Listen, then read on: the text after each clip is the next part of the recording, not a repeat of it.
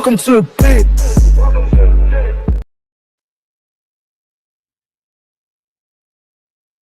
Wrong day.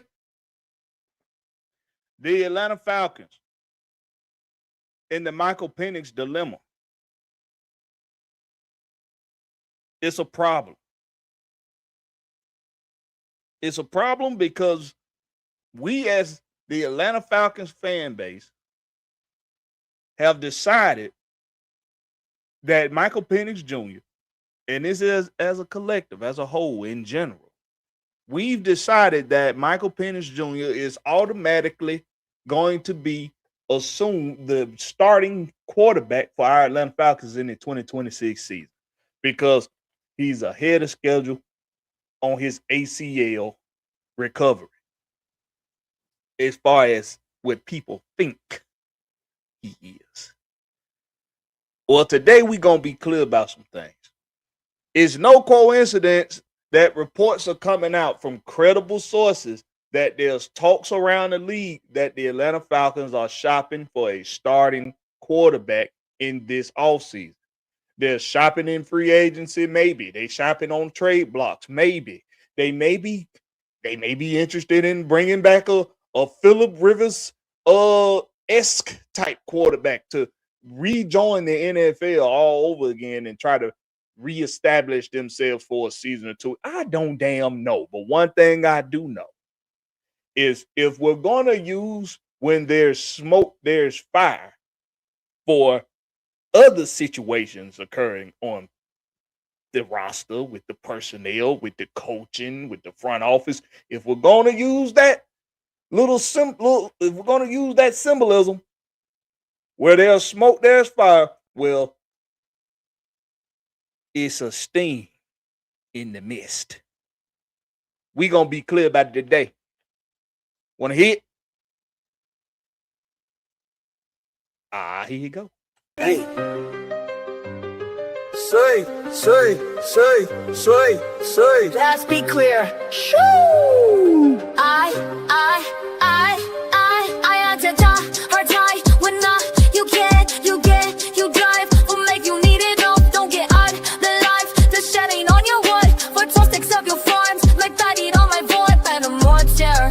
Big clear till you bad for. You been eating off in thoughts. I've been living off what you saw. When the court favors, we pack now and laters. That's exceptionally flawed. Let's be clear.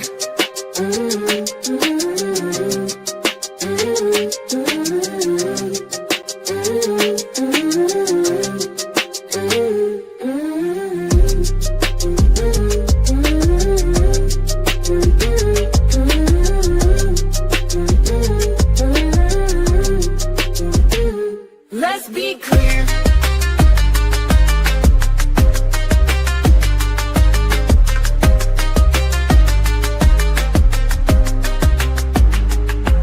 If you make it take money, you laugh into the bay. If you corny at the mouth, put some use to that's now home team.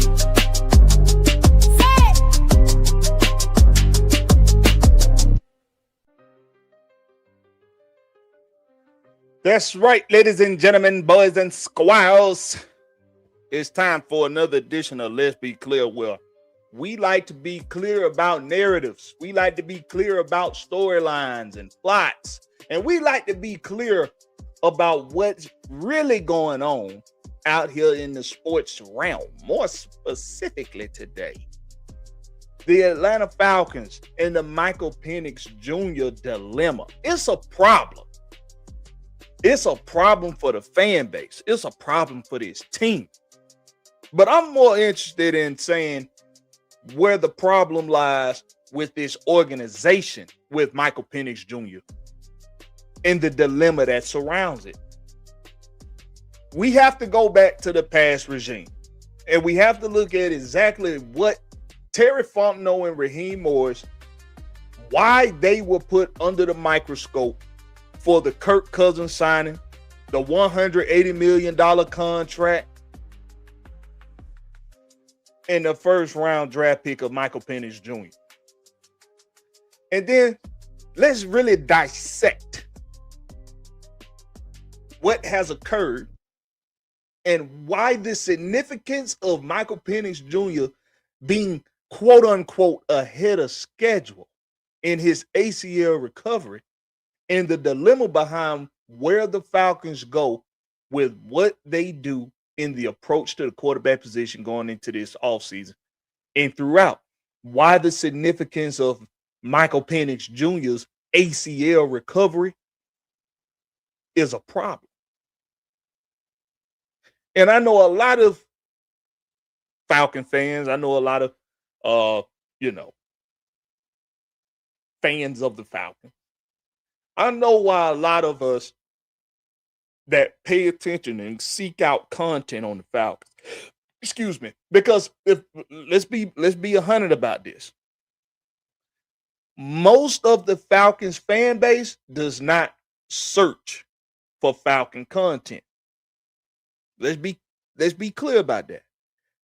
So what a lot of us are looking for when we look for Falcon content, we're looking for the specific storylines, the specific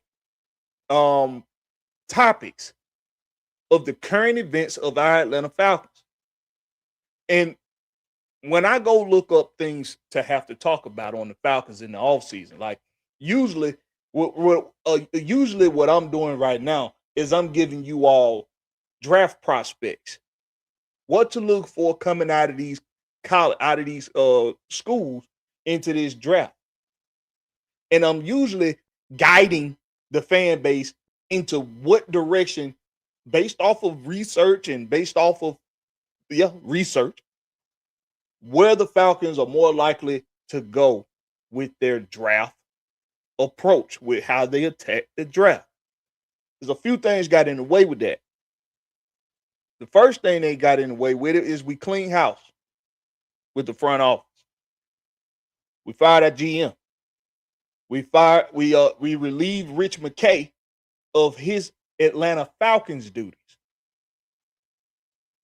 And we brought in Matt Ryan. We added an additional front office position with Matt Ryan as the president of football.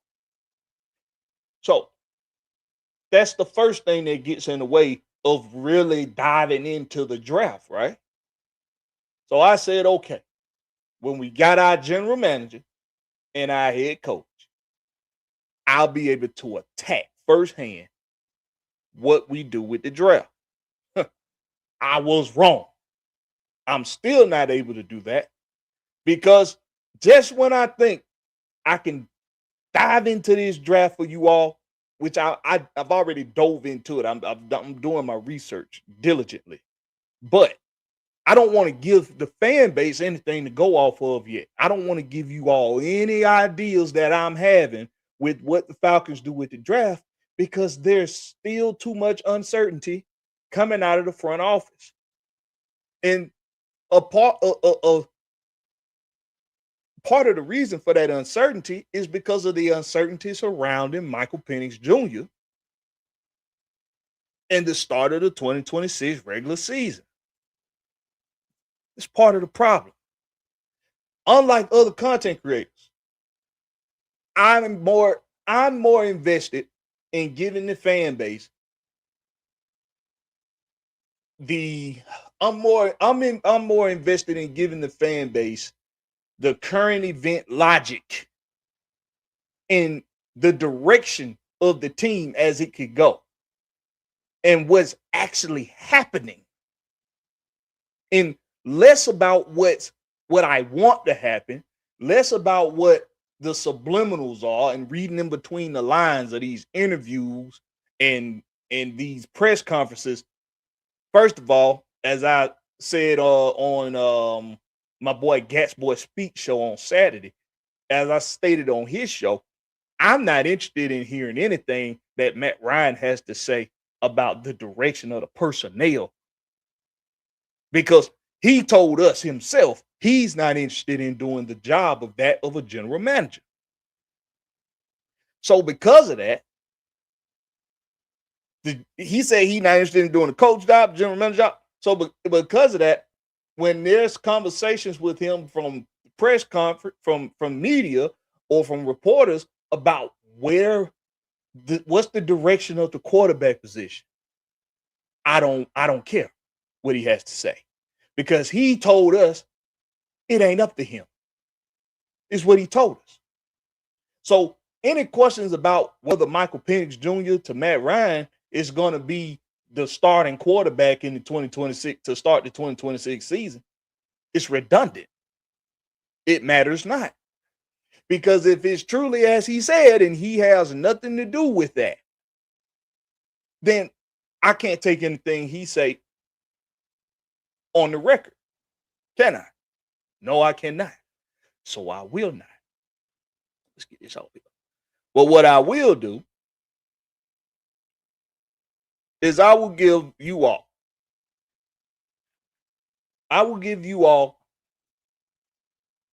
a more realistic point of view on where the Falcons are currently. And where they are currently is no man's land. They're in the middle of nowhere. And I know some things that some people are going to say is that Blakberry, they keeping it close to the vest. They don't want to give they're not going to tell everybody what they're doing. Oh man, people act like you ain't got nothing else to do in the day. Y'all hold on 1 minute. God don't mind.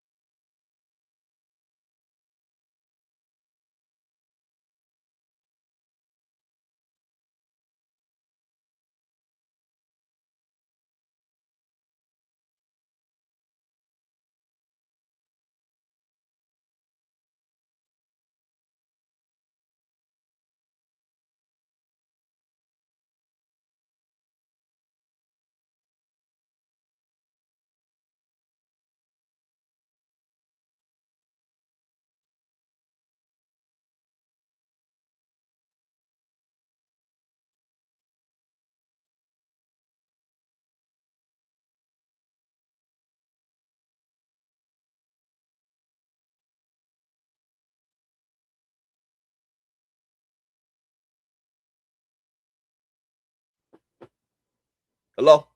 My bad. Did I just say hello like I was answering the phone? My bad, y'all. Oh, boy, I lost my train of thought now. All right, so I'm gonna give you all a more realistic, idea of where we are right now as a team. And right now, as a team, we're in no man's land. We're in the middle of nowhere. Okay, and we're real close to being we're real close to sinking into a void. And I'm gonna tell you why. This is not ideal for a winning franchise. Okay, this is not ideal for a winning franchise going into a season, because we don't have now. Oh, that's what I was gonna say. I was gonna say that's why I was at. I know some people are gonna say, well, Blakberry, they're keeping things close to the vest, and they're not gonna let everybody know what they're thinking and what they're doing. So just because it might be floating out there that there's talks around the NFL that the Falcons maybe not going with Michael Penix Jr. as the starter in 2026. That's not necessarily a bad thing. I mean, we don't want people to know what we're thinking. Let me explain something to y'all.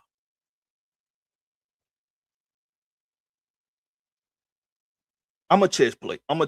I play chess.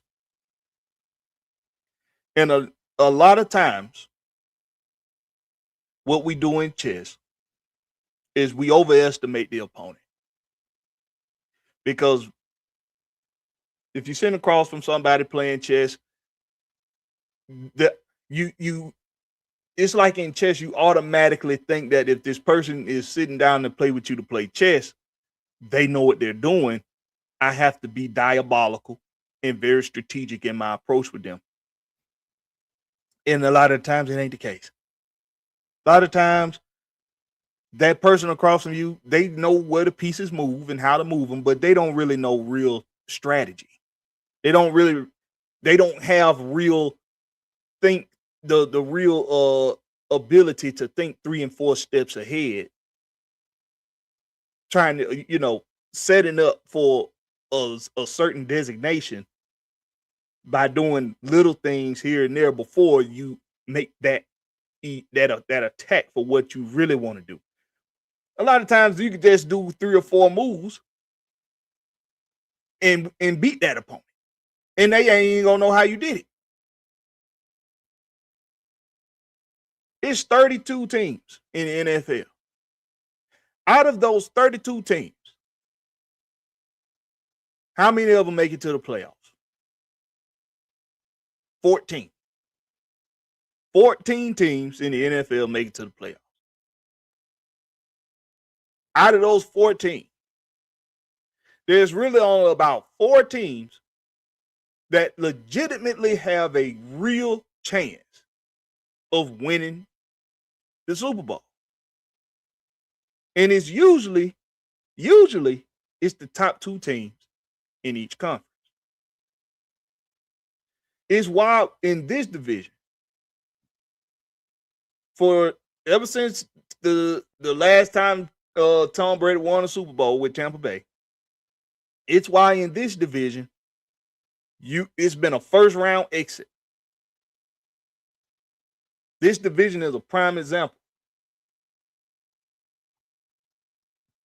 Either this division has had a winner 1 or 2 games above 500 or under 500 and win the division, and is a first round exit in the playoffs. And it's been Tampa. And this year it's been Carolina. And I know one of the things I say is the Atlanta Falcons in football, if you just make it to the playoffs, anything can happen. Which I still truly believe. Because we've seen it happen before. We've seen it happen before when teams make it into the playoffs with what seems to be a not very good regular season, but they squeak into the playoffs and they surprise folks and they go far, or they win it all. The Giants, they've done it. They've done it twice. Chicago with Rex Grossman went to the Super Bowl. We've seen it happen. We've seen the Rams do it. We've seen it happen. What we do is, as followers of the game, we trick ourselves into thinking that they're all professionals. If you're playing in the NFL, they're all professionals, and as a team, they're all on the same level. It's just about who can be better on that day. Well, that is not true. That is not the case. To circle back around, I say that if you just make it into the playoffs, anything can happen in football. As in basketball, if you just make it in as a play-in team, you're going to get your ass demolished. You're going to get first round bounced, right? You have to have organizational structure. You have to function well as an organization first. Because if you don't have that quality of an organization to where you are not first round bounced,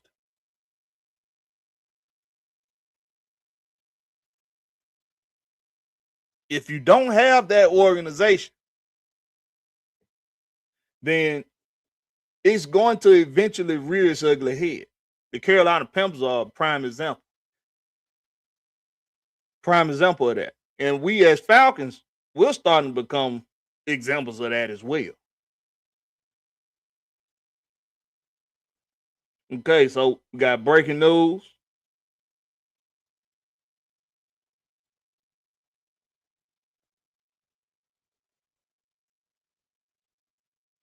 And this is something that I saw coming anyway.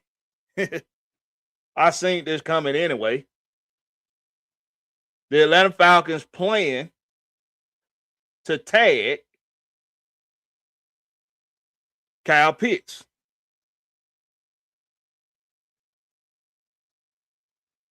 They plan to tag Kyle Pitts. Not surprising. Not surprising.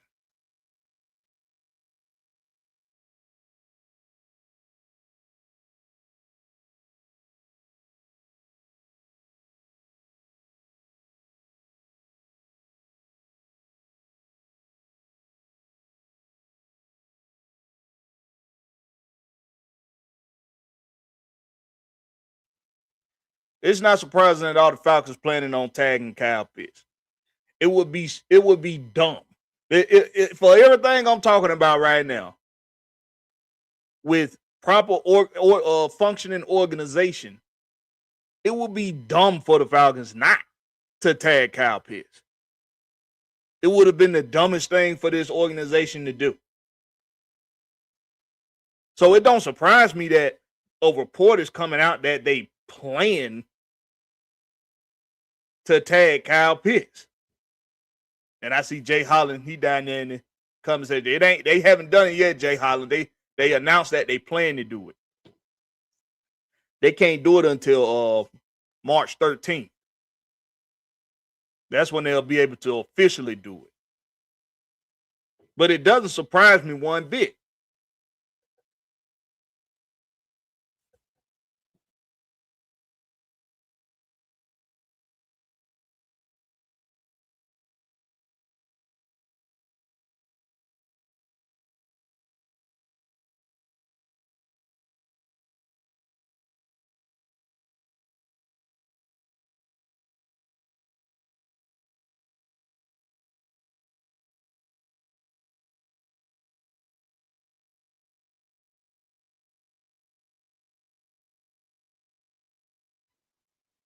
I take that back. They don't have to wait. They can do it now.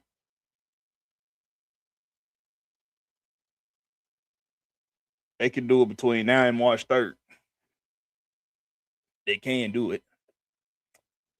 But they haven't done it. The report is that they plan to franchise tag Kyle Pitts. Hold on, let me make sure, because that last report was like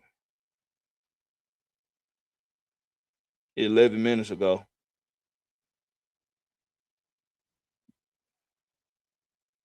Okay, yeah. So they plan on the report is they plan on tagging him.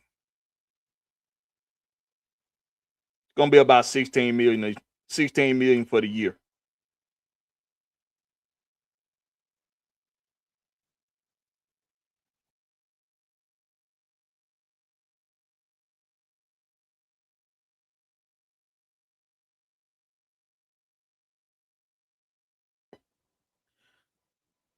So the Atlanta Falcons, man, they plan on franchise tagging them.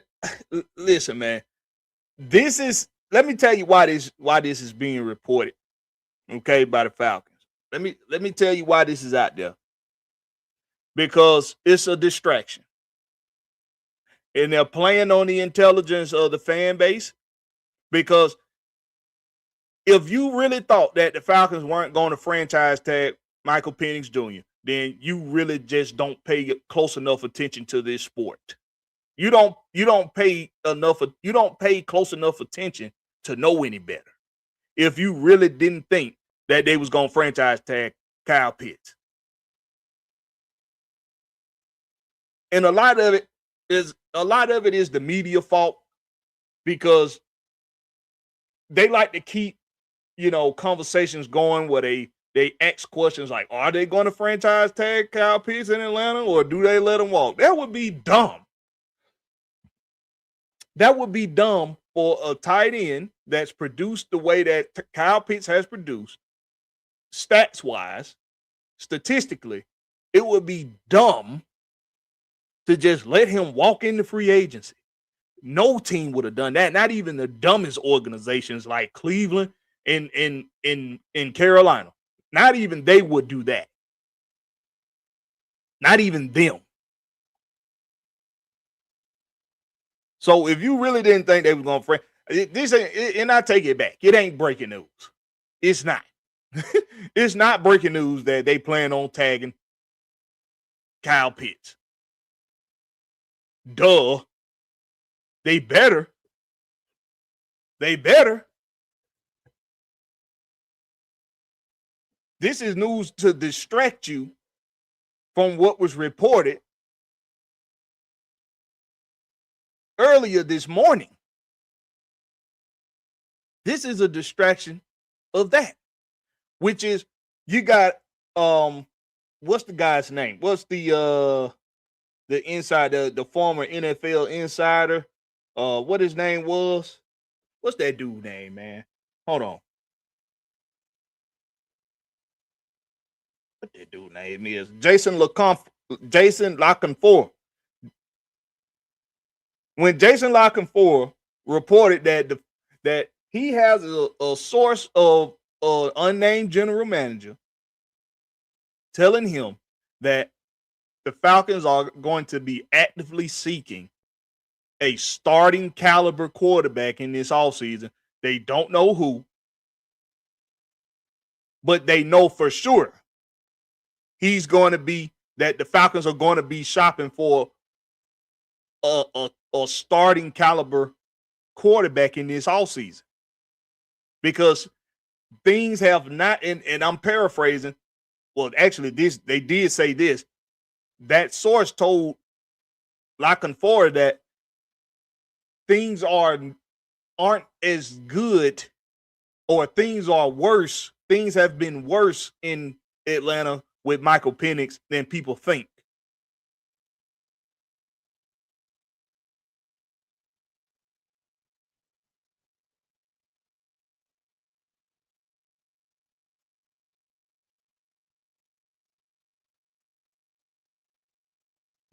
I'm just telling you what Jason LaConfort reported.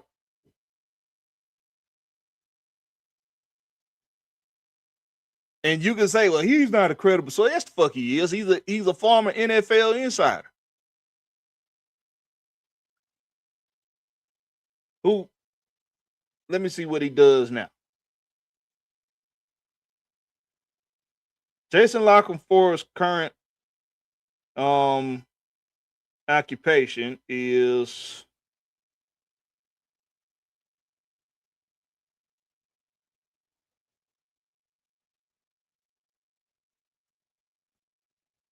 let me see.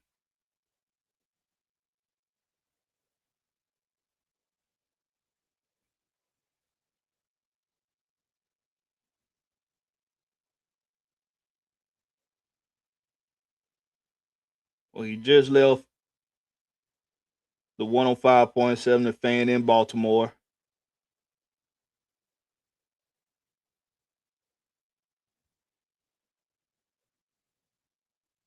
Okay, so it don't say what his current occupation is. But that's what he said. He said that the source of the GM he spoke to, who is unnamed, of course, told him that they will be actively looking for a quarterback. And he knows that the Falcons, they look at as competition with also searching for a quarterback, because things have been worse in Atlanta with Penix than people think. And Jason LaConfort, his former NFL insider. Most recently, he was the co-host of Inside Access on 105.7 in Baltimore. He was also a CBS insider. So there's definitely, for like I was explaining in the beginning of this video, for all of us that like to use that when there's smoke, there's fire symbolism, Well, there's a little steam there's a little steam in the atmosphere right now. There's a little steam in the atmosphere. There's been no real concrete commitment of Michael Penix Jr. being the starting quarterback. This to me is gotten to where I'm not a subliminal person. I don't do subliminals. And a lot of times when I hear about what people when they analyze what they've heard from Matt Ryan recently about Michael Penix Jr. is he's basically said that Michael Penix Jr. is going to be the quarterback. Nah, ain't no basically nothing. He ain't said it. And it ain't up to him to say, first of all, because he told us that he wasn't interested in doing the job of the GM and the head coach. So his job is done. It's over with. All Matt Ryan's job now is to do is to hold these people accountable for when the shit don't work. That's all his job is to do now. He can give his input. He can have his 2 cents. He can give his opinion. But if he's truly allowing them to make the decisions on personnel, if he's truly allowing them to mold this team in the way that they see it being molded, then he can't have a say. He can't. So for everybody that's taken to heart what he said about Michael Penix and putting the necessary coaches around him to help him become the best Michael Penix he can be, there's still no commitment to him being the starter in 2026. That's the very specific question. Who's going to be the starting quarterback for the Atlanta Falcons in 2026? Now, I'm going to give you my opinion. I don't think it should be Michael Penix. Miss me with the he ahead of schedule crap. Miss me with the we saw him walking around just fine. Miss me with the he was doing squats. Miss me with the he was running on a treadmill. I don't give a damn. It should not be Michael Penix.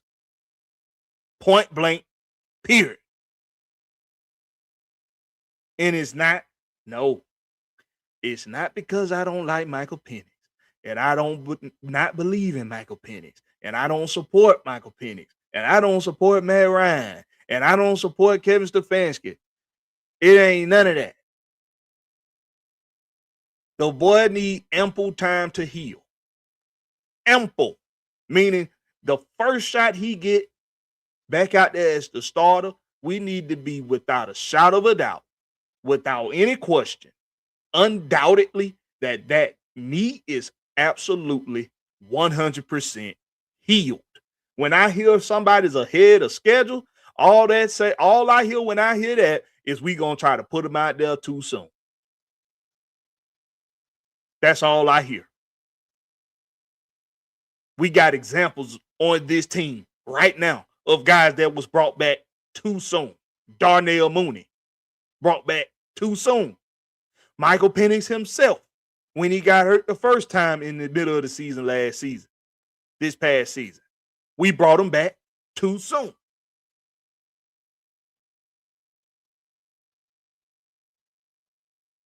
When you bring a quarterback back too soon, you're asking for more problems. My biggest question to this fan base has been ever since this quarterback controversy with Kirk Cousins and Michael Penix for this offseason. It's been, why are we in a hurry to bring back Michael Penix? Why? You just emptied out the goddamn front office. You got a new coaching regime. Why are you in a hurry to bring them back? And a lot of them don't want to, and let me tell you why nobody ever answers that question. Or the answer that they give is an outlining answer like he's ahead of schedule. Let me tell you why. Because what they really, in the back of their head and deep in their hearts, feel is that the Falcons can win right now just by plugging a player, by plugging and winning. Plugging in playing a player and plugging in coaching a coach. Everybody's so on board with Kevin Stefanski. We can win right now. In the back of their heads, we can win right now. Deep in their hearts, we can win right now.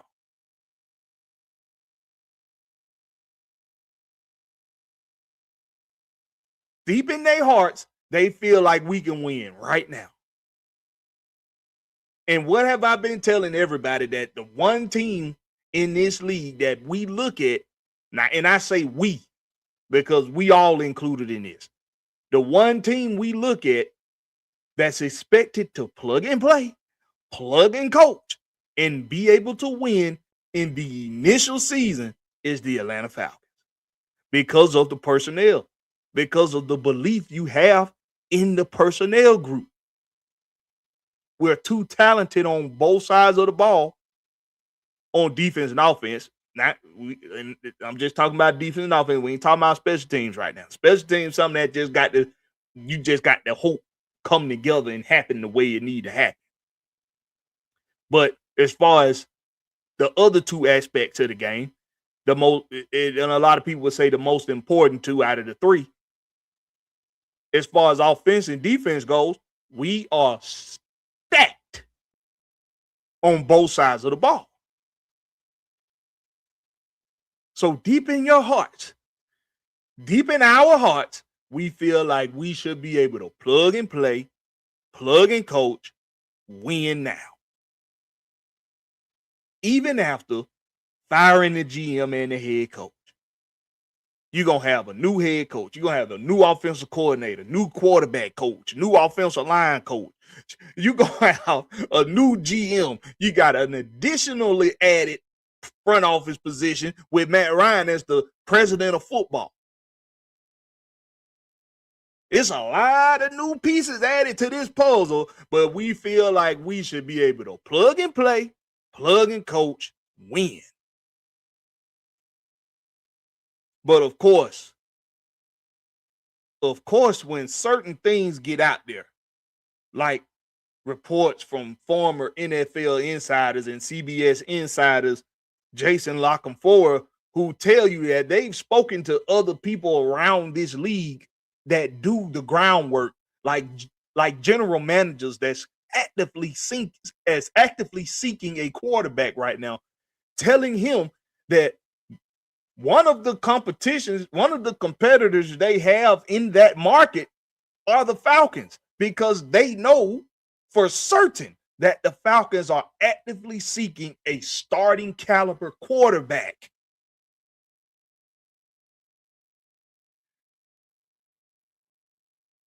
So,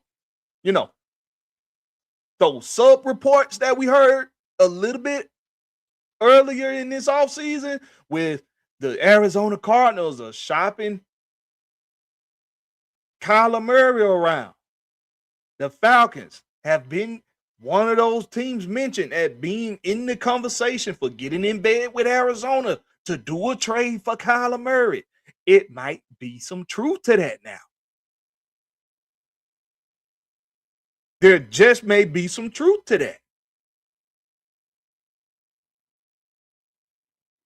And for all you Falcon fans that don't believe that the Falcons could be actively seeking somebody to come in here and start for the 2026 season at quarterback, for all of you all that deny that, you got a new head coach and a new GM, man. Nobody that's on this team right now, nobody out of all of the players that's currently under contract or the free agencies that's in the free agency on this team right now, they are not this regime's pick of the litter. They're not.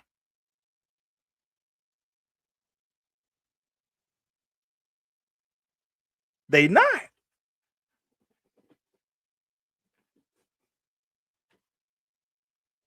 I gotta show some love to the chat. I ain't did that yet. Probably because it wasn't a whole lot of you in here yet.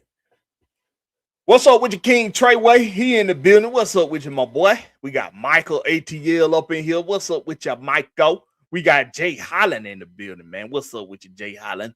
We got ATL 251 in the building. Prince Kale 89. What's happening with you, Prince Kale? Man, I appreciate y'all coming through, man.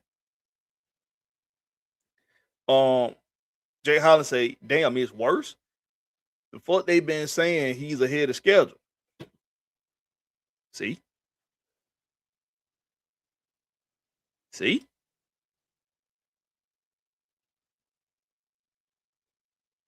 Who did you hear, Jay Holland, say that he was ahead of schedule? Specifically.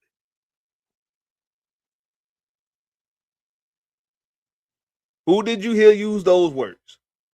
Who did you hear use those words that he's ahead of schedule? And see, this is what I mean by narratives that are pushed. And this is what I mean by narratives that are pushed by specific people. Okay. And while we have to be, okay, you heard Penix himself. See, you heard Penix himself say that. If I ask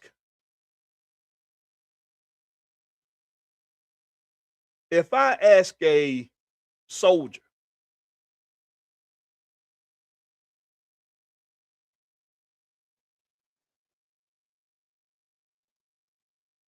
right, Zay? That's right. Penix himself said that.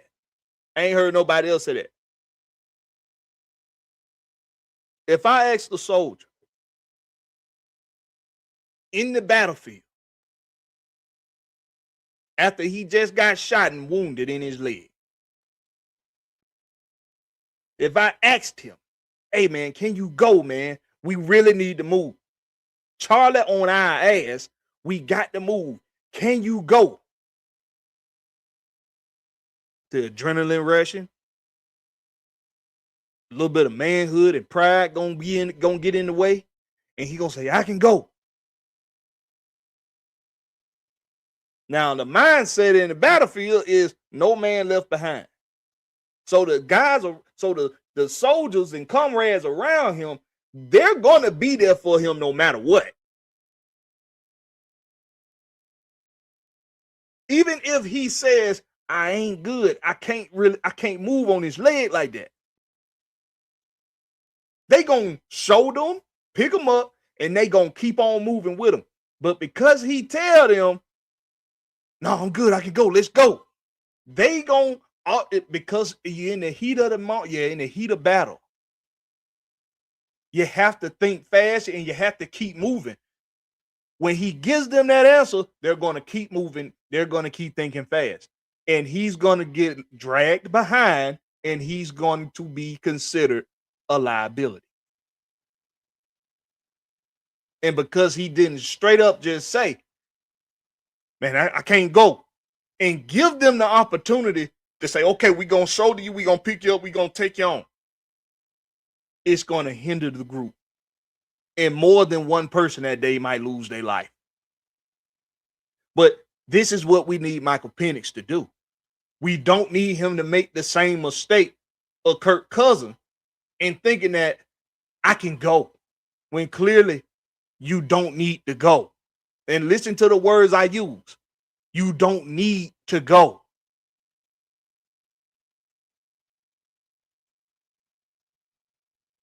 If Michael Penix tell you all, if he tell me and the rest of the fan base, I'm ahead of schedule, guess what he just gave? He gave you potential false hope.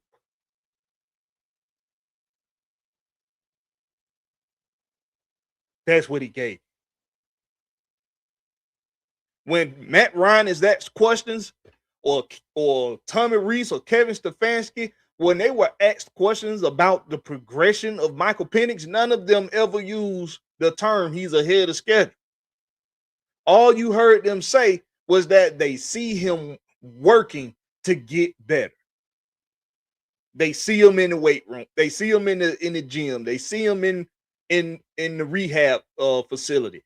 They see him putting in the work.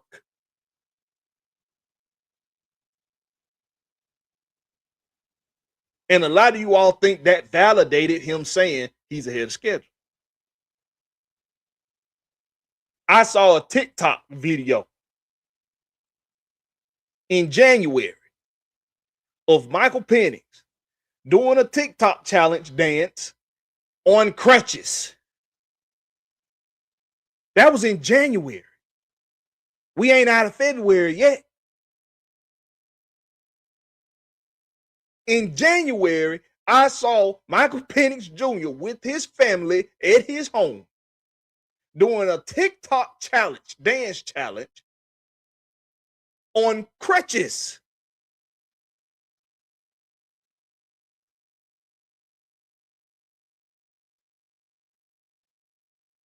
But this is why this dilemma is a problem, man. This is why it's a problem. And that's why you added, you trying to fix the problem is socially. You're trying to do a social fix of the problem socially, because now you got credible sources putting it out there that the Falcons are going to be looking for a starting caliber quarterback to start for the 2026 season. And you don't want that out there. You don't want that narrative being pushed. And just like clockwork, I'm seeing content creators now starting up videos, starting up lives right now on YouTube, titled with the Kyle Pitts being franchise tagged as the topic, as the title of the video. Just like that.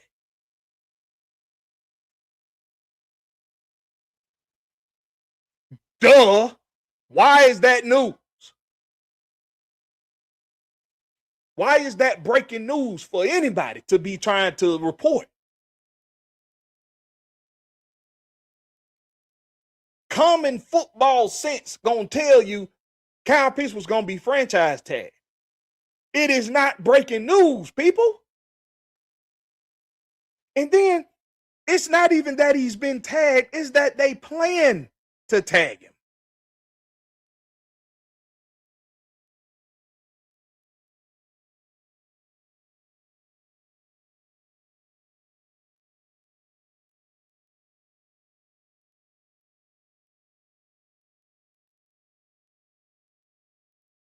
Okay, he has been tagged.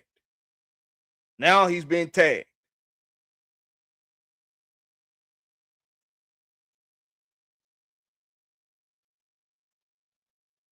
So they'll be able to, hold on, what did it say? Before NFL free agency in the 2026 league year begin in mid-March, teams are allowed to use franchise and transition tags on players between February 17th and March 3rd. The franchise tag is a designation teams can apply to players scheduled to become an unrestricted free agent, and it binds the player to the team for one season. Franchise tag figures are based on the top 5 salaries in each position.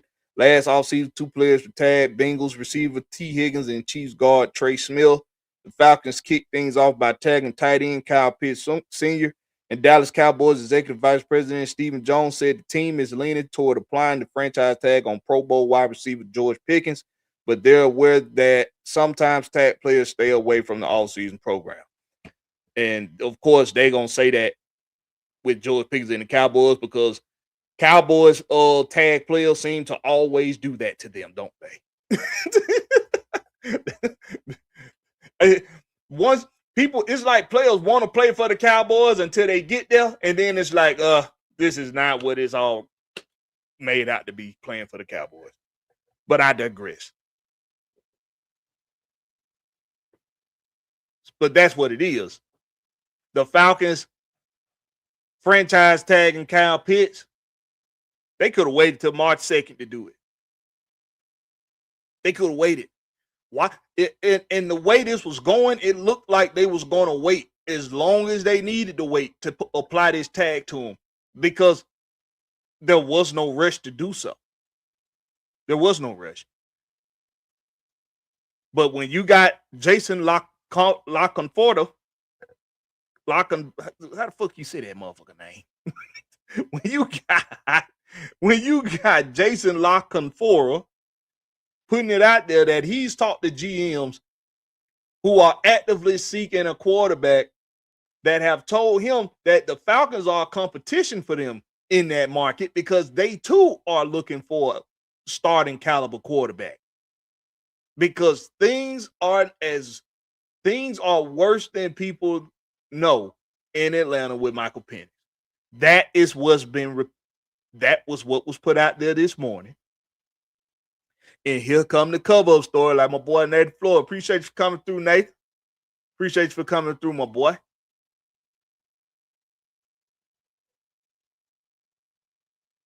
Jay Holland say that was around Christmas. Was that around Christmas? Okay, so around Christmas time, we seen him on TikTok doing, I figured it was either January around Christmas. I think you're right. It was around Christmas. He was doing the damn TikTok on crutches. Any of y'all done been injured before? Like a legitimate injury? Like an ACL? Like an MCL? Like an Achilles? Like a broken ankle? I've had a torn ligament in my shoulder. I've broken both ankles. I haven't had knee problems, but I've definitely had legitimate injuries while playing football. Young enough to be able to heal quickly just by doing the rehab. And I'm going to be real with y'all. 2 months after being on crutches, 2 months, I still ain't ready. And I ain't ahead of no damn schedule neither.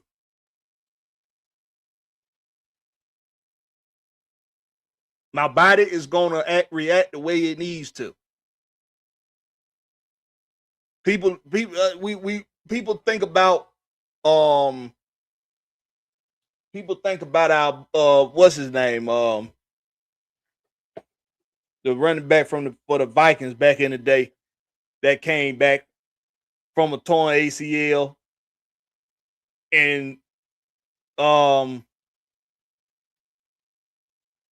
was still able to rock out. Who's that? That was Adrian Peterson. People think about Adrian Peterson and think because this guy came back and did what he did. When somebody tell us they're ahead of schedule, we can believe them. I don't care what the fuck he say.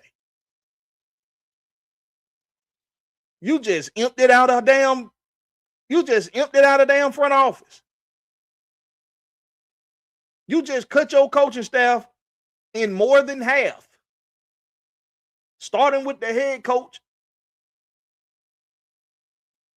You done cut the offense, you done cut the coaching staff literally in more than half. You're only bringing back a few coaches from last year's regime. So you got a practically new coaching staff. You got a new front office. Why are you rushing to bring this young boy back?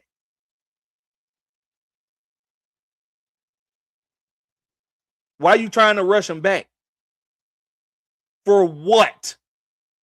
Because he say he ahead of schedule?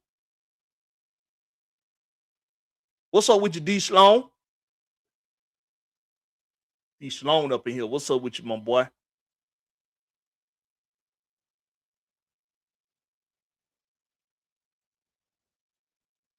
This quarterback situation with Michael Penix and the dilemma behind it is a problem.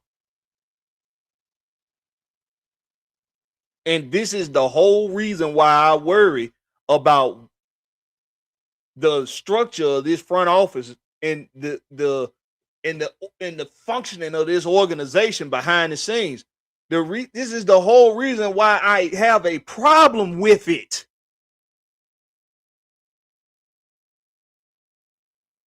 You ain't playing chess with 31 other teams right now, Falcons, on Michael Penix in the quarterback situation.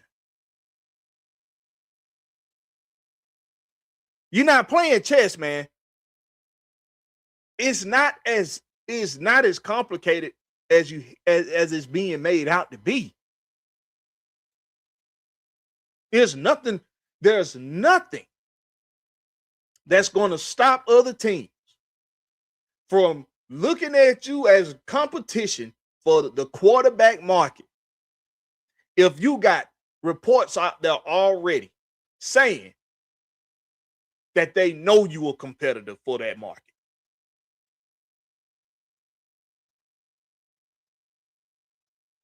If one GM know it, all the GMs know it. All the de facto GMs know it. Guess what? You're not hiding it any longer. If you thought you were before.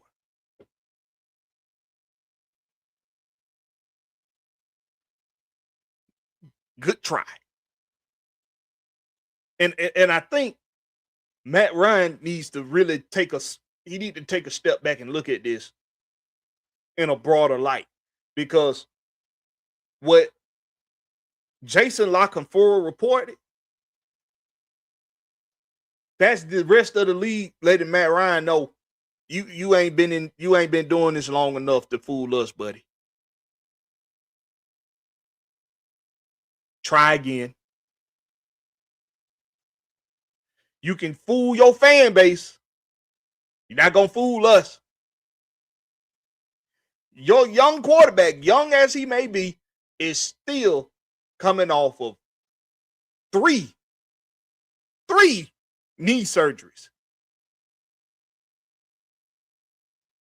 He's coming off 3 knee surgeries. Or is it more than that? It might be more than that. And it don't matter that they on separate knees. It's the fact that when you go look at the medical reports, 3 knee surgeries. And he ain't even been in the NFL for 3 seasons. Think about that. You're not fooling anybody, Matt Ryan.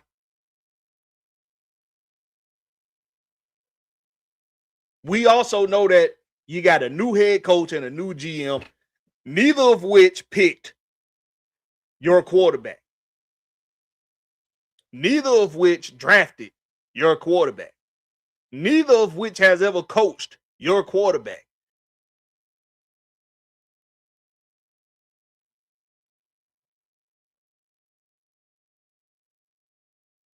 And if there's any evidence of anything that anybody needs to really look at for what more likely would Kevin Stefanski want at quarterback, don't look at the intangibles. Don't look at the skill set. Don't look at what he's able to do. Don't look at the arm strength and all that. What has he preferred at quarterback in most recent memory? And the obvious answer is experience.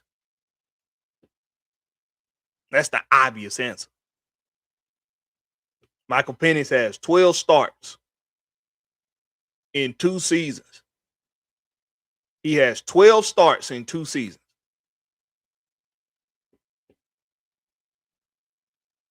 In which he's been hurt more than 1 time. He's been hurt twice in those 12 starts. The rest of these teams know that, Matt Ryan. You're not fooling anybody.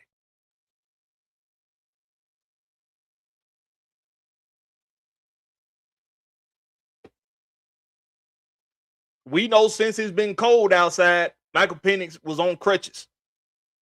It's still a little cold outside in most places.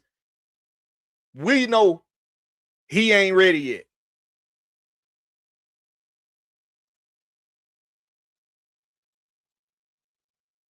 Then you got the off season that's coming up soon. After OTAs,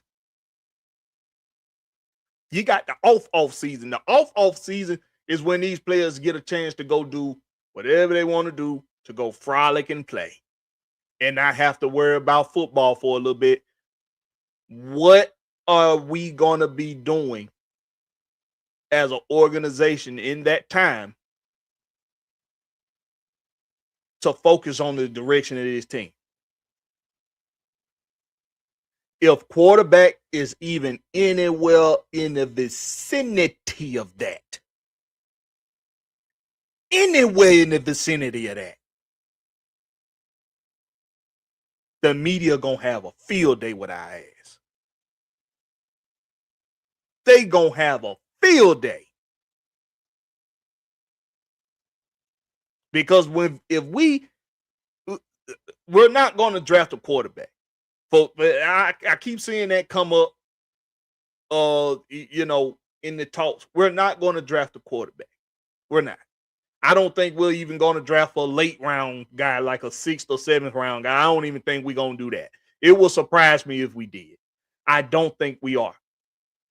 First of all, this is not a deep quarterback class. And that's the first reason why. But the other reason being is because you're not really, I don't think that we're highly vested in the draft this season anyway. But we're not going to draft a quarterback. So after OTAs, when the off season come, if we're anywhere in the vicinity of shopping quarterback, the media going to have a field day with us.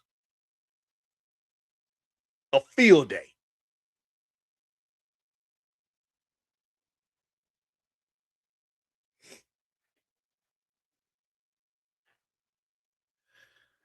What y'all talking about in the chat, man? Jonte Rose just say high ankle sprain during basketball, still try to play on it. A high ankle sprain is boy. It's gruesome. That's some of the worst pain I've ever felt in my life, man. That's some of the worst pain I ever felt in my life was a high ankle sprain. Because when adrenaline can get you to stand up, move around on it. You might even go back out for a couple more plays. But once you sit on your behind and get off of that leg, once you off of that leg for long, like go to sleep on that thing. When you wake up, it's gonna wake you up out your sleep, thriving. You're gonna be screaming in pain. It hurts. It hurts. You're right, Jonte Roger. It's bad. Nathan Floyd say ACL replacement and meniscus repair in my left knee at age 23. Hey, man, I'm sorry to hear that. I'm sorry to hear that, man. Hey, I hope you're doing well after. Hope you're doing well after. If y'all know Nia Jax, the female wrestler for WWE, Nia Jax, I remember watching Total Divas, and the doctor told her that she was the ACL. Was it the ACL? It might have been her MCL, but they said it wasn't even in her knee no more. It was gone. She in both knees. She didn't have, I think, with her MCLs. She didn't have no MCLs in her knees. So they literally probably constructed some MCLs to plant in her knees. It was crazy to hear. I had never heard nothing like that. ATL said Parsons had ACL surgery about a month ago, about a month after MPJ, and was still in a electric chair on crutches during the Super Bowl, and MPJ was walking around fine. Okay, ATL, you saying that to say what? Do you think that it's smart for the Falcons to have Michael Penix as the starter in the beginning of the 2026 season? Because I explained earlier, for anybody that wasn't here, I don't care what I don't care what the perception of him right now is on the recovery from the ACL. The smart thing to do is to not rush the boy back. That's the smart thing to do because you ain't in no hurry. And if you as a fan base, as a fan base in general, if we advocating for this boy to be the starter in the 2026 season, then we secretly believe what I've been saying is that we are the one team that no matter what happens with the front office, no matter what happens with the coaching staff, we're expected to plug and play, plug and coach, win now. Otherwise, why are you rushing this boy back when you just emptied out a front office and you got practically a whole new coaching staff? Why are you rushing them back?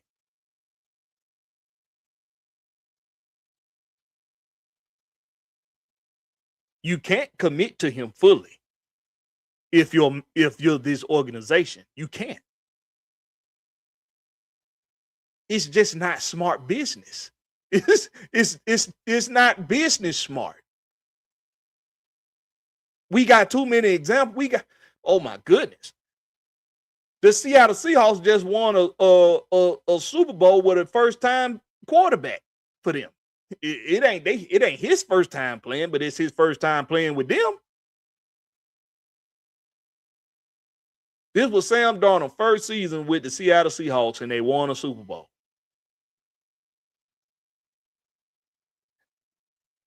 And just because let me make sure I got this right too before I say this. Hold on.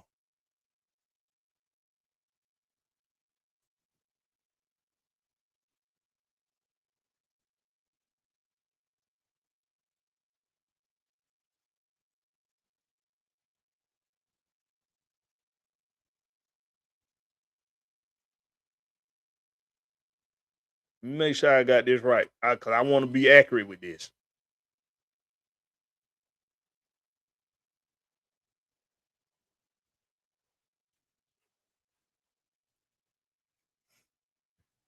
Okay, so here it is. Like I thought. That was just the second season with Mike McDonald as the head coach. That was just the second season with Mike McDonald as the head coach for Seattle.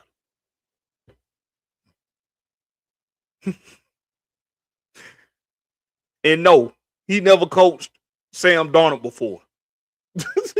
No, he's never coached Sam Darnold. They have the Sam Darnold and Mike McDonald had no relation to one another at all. And they just won a Super Bowl.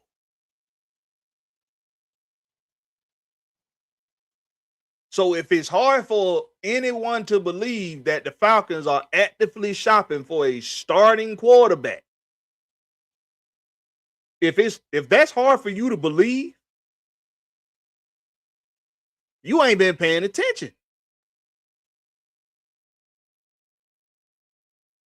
Most of all of you that follow me, most of you, not all of you, but most of all of you that watch me, you've disagreed with my thoughts on the structure of this front office. You've been fighting, most of you been fighting me on it. I've been saying we need to do things in a more traditional sense. Let a GM hire a GM, let the GM hire his head coach, and let the GM be over the entire 53-man roster. Let the GM do the negotiating for the contracts. Let the GM put this team in a direction that he see it going. Don't divide a GM's job responsibilities into 2 or 3 different positions for somebody else to handle. You got Greg Beatles over the finance, over the books. Greg Beatles is over the books. Matt Ryan hired the GM and the head coach, and all the GM gonna do now is pretty much just do the scouting and negotiate with the players on contracts. but he gonna have to send it upstairs to Beatles and make sure that we can do it. That we got the means of doing it. That we can make it happen on the negotiations. It's not. Y'all been fighting me on this, and we literally got a team that just won a Super Bowl that's doing it exactly the way I've been telling you all it need to be done. And now you got reports out there that the Falcons just might be following a model of the Seattle Seahawks when it comes to the quarterback position for the 2026 season. Because they saw Sam Darnold come in on the first season, have a basic fucking season as the quarterback for the Seattle Seahawks. Just a little over 4,000 yards passing, only 25 touchdowns passing on the season. And they won a Super Bowl. Mike McDonald, only a second-year head coach for them. And as a matter of fact, to dive even deeper on Mike McDonald, this is the extent of his time as a NFL coach. He was, let me see what they say. He was the defensive coordinator for Michigan in 2021. He was the defensive coordinator for the Baltimore Ravens in the 22-23 season. From 22 to 23, he was the defensive coordinator for the Baltimore Ravens. He was also in Baltimore before his time in Michigan as the coaching intern in 2014, the defensive assistant from 2015 to 2016, the defensive backs coach in 2017, and the linebackers coach from 2018 to 2020. Then he went on to be the DC for Michigan in 2021, and then he went back to Baltimore in 22-23 as defensive coordinator. And now, from 2024 to now, he's been the head coach for the Seattle Seahawks. Oh, and before Baltimore, he was in Georgia, of course. Go Dogs.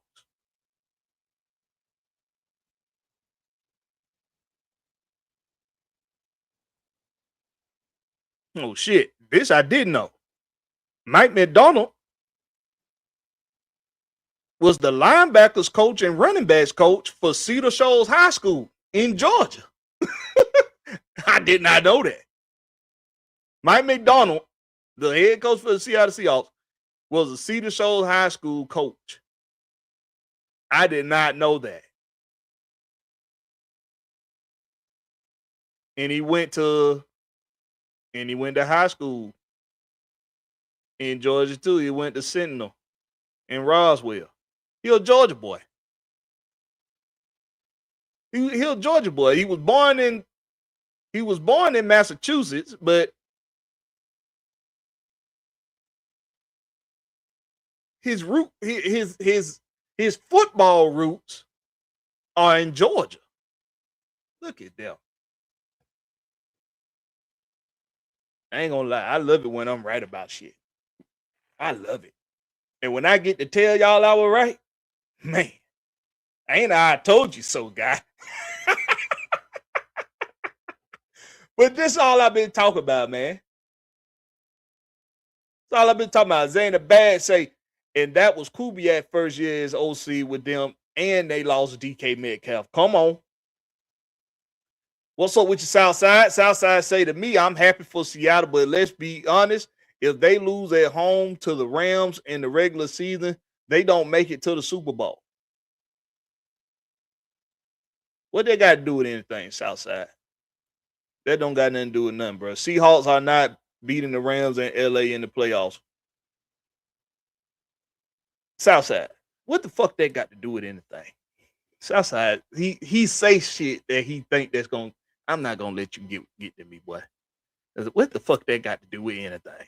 But the point is, we got the example right there out of Seattle. And if reports are out there that there's an unnamed GM talking to a credible source in Jason Lock and 4 telling him that they are actively seeking a starting quarterback in this offseason, during this offseason, and that the Falcons, they know for certain, are looking for a starting quarterback because things are worse than they seem in Atlanta with Michael Penix Jr. It is what it is. This is what it is. This is the reality. And it's time. My whole sole purpose, my sole purpose for being a content creator is so I can get the shit off. So, because when I hear shit that's just stupid to me, I got to be able to come out here and say something about it. But the whole point, my whole purpose is to give you all a realistic direction of where the team is going. And the reason and yes, you have to do some research and you have to know what the people that work for the team, what are they most likely to do based off of what you've seen them do in the past? What strategies have they used? What game plans have they used? What schemes have they used, etc. You have to do these things do matter. But when examples of it's a copycat league, when the examples are made of that, how when the league started going to more of a passing league, when they became more of a passing league, less of a running league, and the diminishing of the running back position occurred throughout the years, where running backs weren't looked at as valuable anymore because it became more of a passing league, with West Coast systems being developed, with trip sets being more so ran than 12 personnel and 22 personnel sets. When these things started to happen, the devaluing of the running back position happened. It became more of a passing league. And we just now, an off season ago, are starting to see that the league is starting to catch on to running backs are becoming more valuable again because of running backs like Bijan Robinson and Jahmyr Gibbs and Saquon Barkley. Dual threat running backs that can help you in the passing game, help you in the running game, but can also be bell cow backs because they can block too.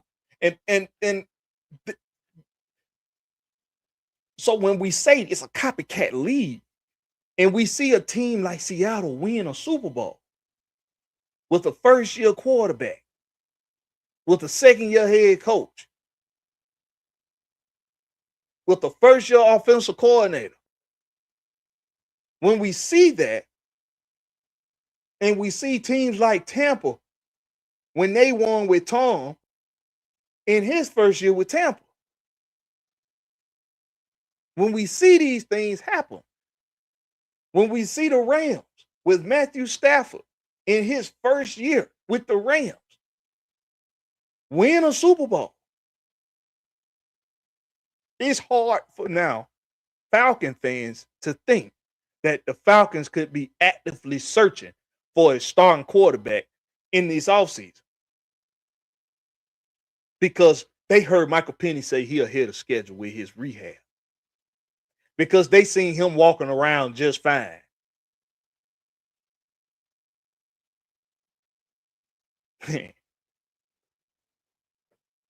It's hard for you to believe. And you might not like it, but you don't have to. Ain't that what y'all was telling? A lot of y'all was telling me, Blakberry, you ain't got to like it, but they gonna do it. Duh. Clearly, I don't like it. Clearly, I don't like the structure of the front office. And clearly, it ain't up to me. So why it matter? But that's why I'm here talking to y'all about it, and y'all not talking to me about it. That's why. Clearly, I don't like it. Do I want it to work? Absolutely. Absolutely, I want it to work.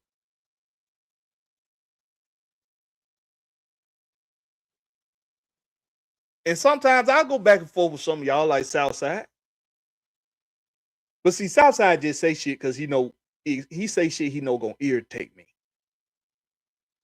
Funny how he left out Sam Darnold name. Yeah. Funny how he left that out.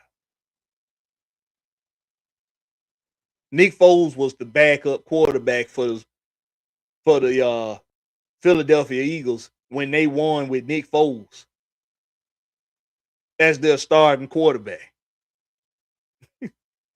And the guy that he came in for, he wasn't even on the team no more for Philadelphia after that season.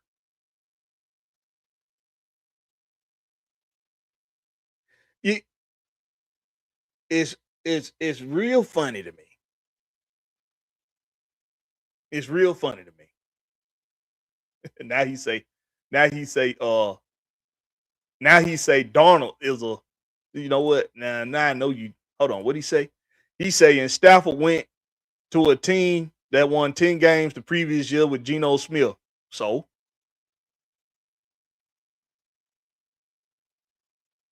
you mean Sam Darnold? So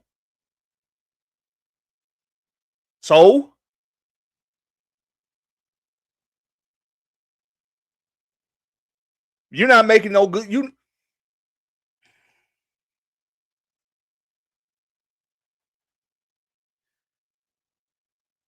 The Atlanta Falcons were looked at to be able to plug and play, plug and coach, win now.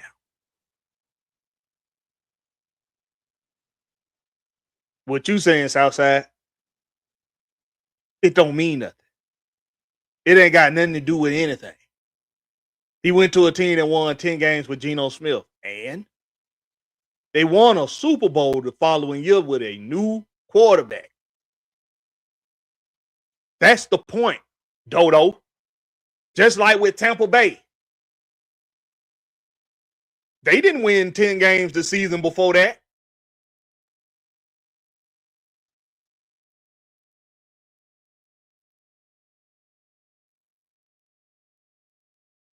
It's a copycat league when everybody else doing what everybody else is doing. But when it's and when you want that to fit your narrative, you use it. But because the Falcons are now being reported as competitors in the quarterback market, you can't believe it. Because you heard Michael Penix say he'll ahead of schedule. And you heard Matt Ryan talk about putting the right coaches and the right guys around Michael Penix to make him the best Michael Penix he can be. Still not fully committing to him for the 2026 season. And I think that's the most important detail of it, is we're talking about the beginning of the 2026 regular season. We're not talking about the grand scheme of the franchise quarterback here in Atlanta. They may believe in Michael Penix and want him to continue to develop the way he needs to develop. What if that's in the sense of him not being the starter for 2026? What if they want him to sit behind a quarterback for another year, maybe two? I wouldn't go farther than 2. I barely want to do 2. I really want to just say a year. But who's to say that that's not the idea? We were 6-3 with Kirk Cousins before he gets hurt. A healthy Kirk Cousins has been a winning Kirk Cousins for you. And if that would have continued on with a healthy Kirk Cousins, that would have been the game plan with Kirk Cousins and Michael Penix. Now, in retrospect, you're kind of glad that it didn't continue. Well, now I'm not going to say you're glad it didn't continue that way, because even if we win a Super Bowl with punk ass Raheem, even if we win a Super Bowl with him, then if we win in a Super Bowl, I could give a damn if it was with somebody who just got lucky as the head coach and won a Super Bowl with us. I don't care. I just want to win.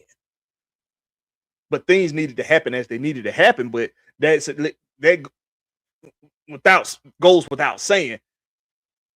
If things would have went on to playing with Kirk Cousins would have been our starter for 2 years, and maybe this offseason we looking to move on from Kirk Cousins, no questions asked, with Michael Penix being the next guy to come up and step up, being the guy to step up. If that would have happened, there would have been it would have been without a shadow of a doubt that was the plan for Michael Penix, for him to be the starter in this offseason.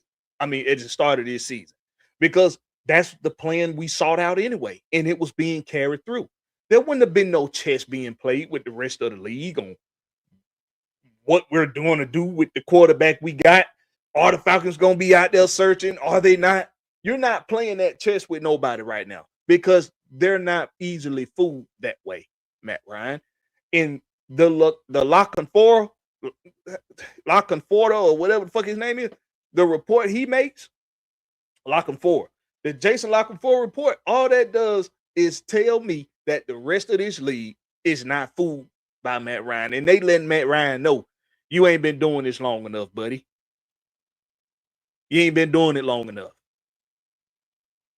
Because first of all, you told us that you weren't going to be doing the job of the GM and the head coach. So when asked questions about Michael Penix after you've hired Ian Cunningham and your head coach Kevin Stefanski, when asked questions about Michael Penix, it should be, I'm going to direct that question to the head coach and the general manager. But what I can tell you is that we're doing what's necessary to put the best product out there. And that's including Michael Penix Jr. But going into detail about we putting this guy around him and that guy around him and this guy and that, you doing too goddamn much, because you told us it ain't up to you. So you ain't putting nobody around Michael Penix now. You done put the head coach and the GM around him. Everybody else you need to shut the fuck up about.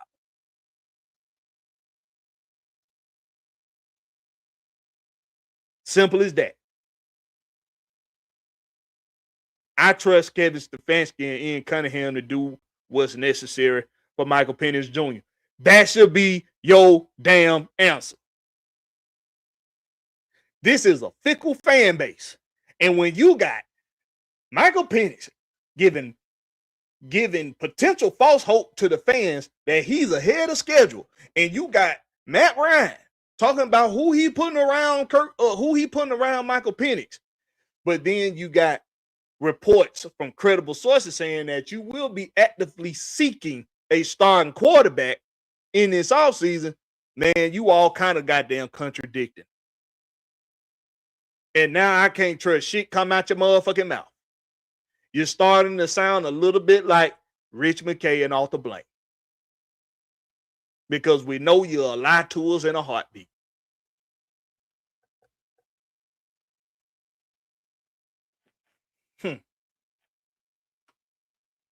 Southside say they already caused problems for not only the QB you took 8th overall, but also, again, the fan base. ATL said Tua is fragile. One more concussion, and he's going to be wearing a helmet 24/7. They don't say that. I hope not, man. I pray that boy, if he continue, I mean, man, maybe the boy just need to go back to school, get him some damn masters and some and find something to do outside of football, man, because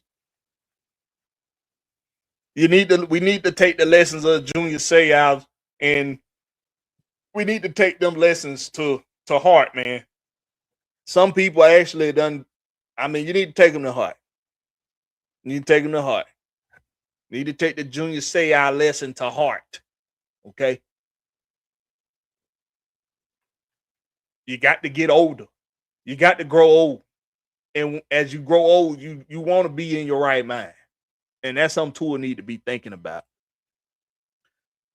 Southside say, well, Blakberry, Kirk Cousins could have stopped all of this, and Penix probably would be still behind him for another season if he didn't lose 4 straight games while throwing 1 touchdown and 9 interceptions. I agree with you on that.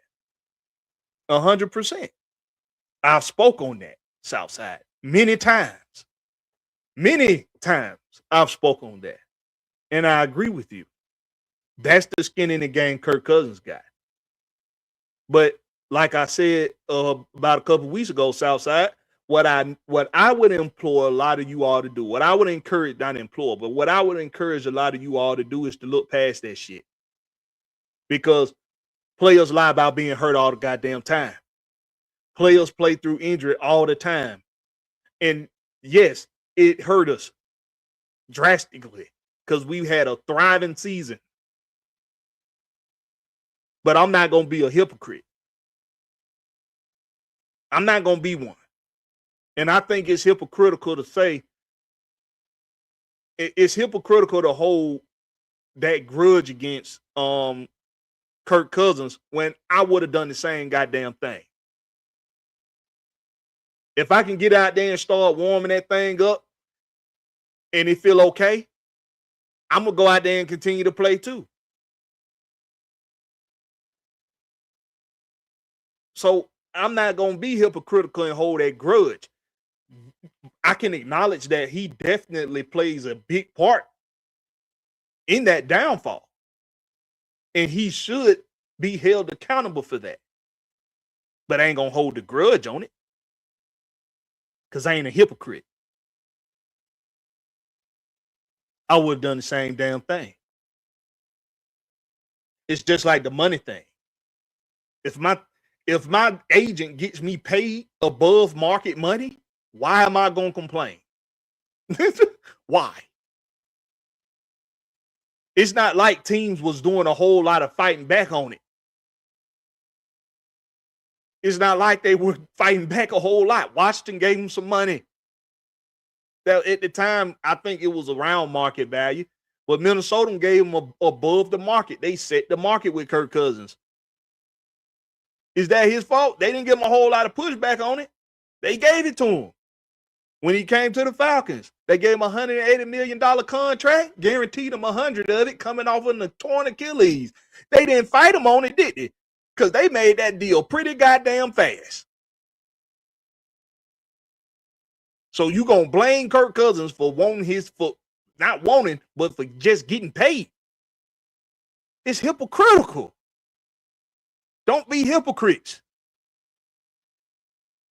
You would have took whatever money your agent would have got you above market. You was going to take it. What are you going to say? Yeah, man, but agent, I'm coming off this torn Achilles. I don't think that'd be right for me to take $100 million guaranteed from them. Come on. Get over it. And something I like to talk about with the fans too is get out of this shit about being so focused on the money as a fan. Get out of that shit. Because you can't talk out both sides of your mouth. You can't. You can't be all about building a foundation and properly developing players. You can't talk that and then right behind that be talking about saving some damn money. Because sometimes to properly develop somebody, you need to have some pretty damn valuable pieces around them. Because you'll complain about developing a quarterback, but you ain't got no wide receivers around him that can catch. Drake London is obviously your best option, and I hear stupid motherfuckers out here talking about some trade Drake London. But you trying to develop a young quarterback, but you gonna trade away the best option you done had at receiver. Make that make sense. So what? We gonna be developing a quarterback. We gonna be developing receivers. We gonna be developing offensive linemen. We gonna be everybody in fucking development, huh? So when you still losing, at least we developing guys so we can trade them to other teams and they can go over there and be their best selves. You can't talk out both sides of your mouth, fans. You can't. Trading Drake London is dumb. It's stupid. You want to save money on everybody, but you got to pay somebody. You got to leave it. A lot of what we do, and this is why I got respect for Bill Belichick. And this is why, because he demanded your respect on his process of developing talent. He demanded it.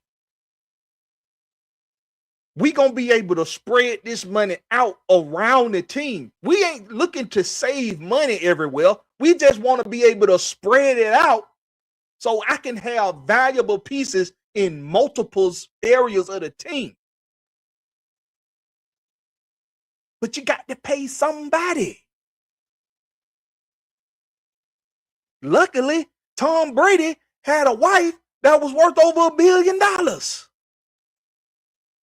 He wasn't worried about making $1 billion himself. And he's already a millionaire. Anyway, he understood that. Let's spread this money out.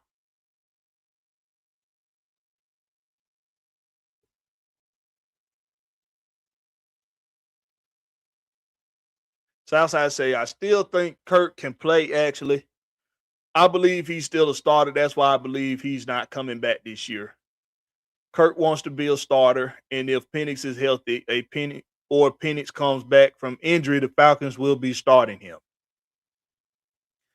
A guy like Joe Flacco or Jacoby Brissett don't have a problem doing their jobs, then going to the bench once the starter gets back. Southside. It's okay that you believe this, because this isn't a far-fetched idea. It's absolutely something that could possibly happen.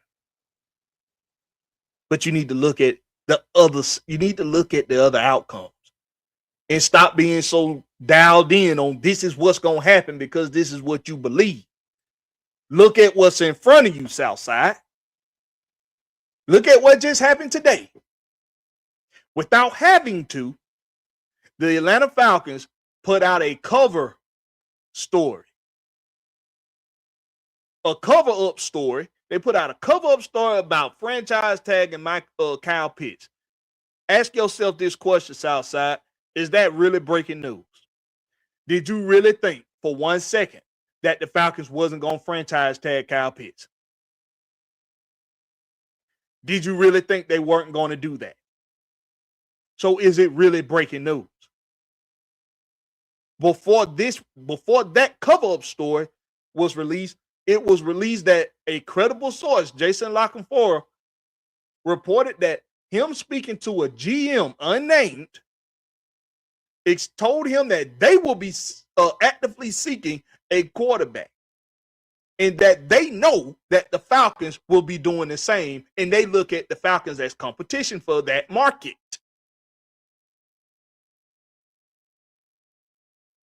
Exactly. You already knew he was going to get tagged. We all did. We all knew he was going to get tagged. But the PR person for the Falcons knows. If you put this out there after it's been released that we just might be looking for a starting quarterback to come in and start for the 2026 season, if you put that out there,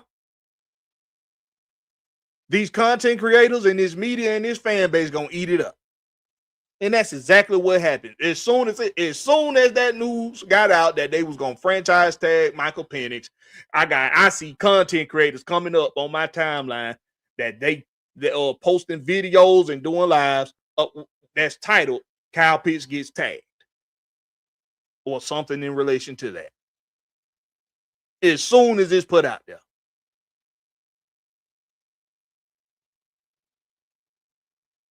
Why, mind you, here I am on Let's Be Clear telling you that the Atlanta Falcons, Michael Penix Jr. dilemma is a problem. I'm not interested in the cover-up story about Kyle Pitts being franchise tagged. Duh. If you didn't tag him, it would be dumb.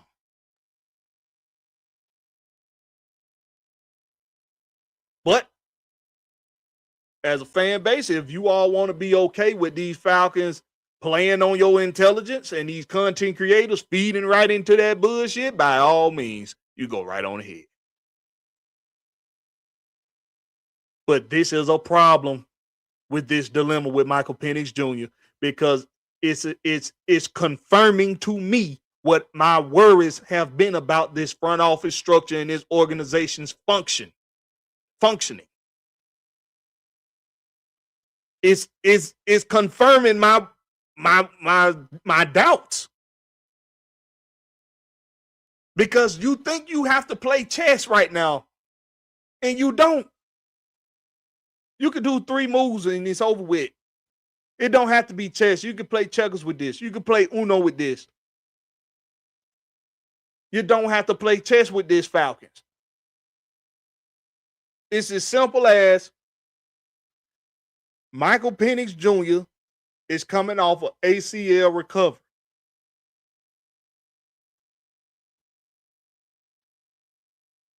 We will be actively seeking someone to start this NFL season. We looking. You might as well let the cat out the bag now because it's already out there that the rest of the league know that you're doing it. It's just your fan base that's going to continue to play the fool. Not me. What's up with your gats, boy? Gats, boy. Got them gats, boy. What's up with you, my boy? We got Prince K. What Prince K say? He say, I've been sitting back listening, taking in all the info, but something about the news about quarterback shit ain't adding up to me. Why would our brand new GM be conversating about what we got going on?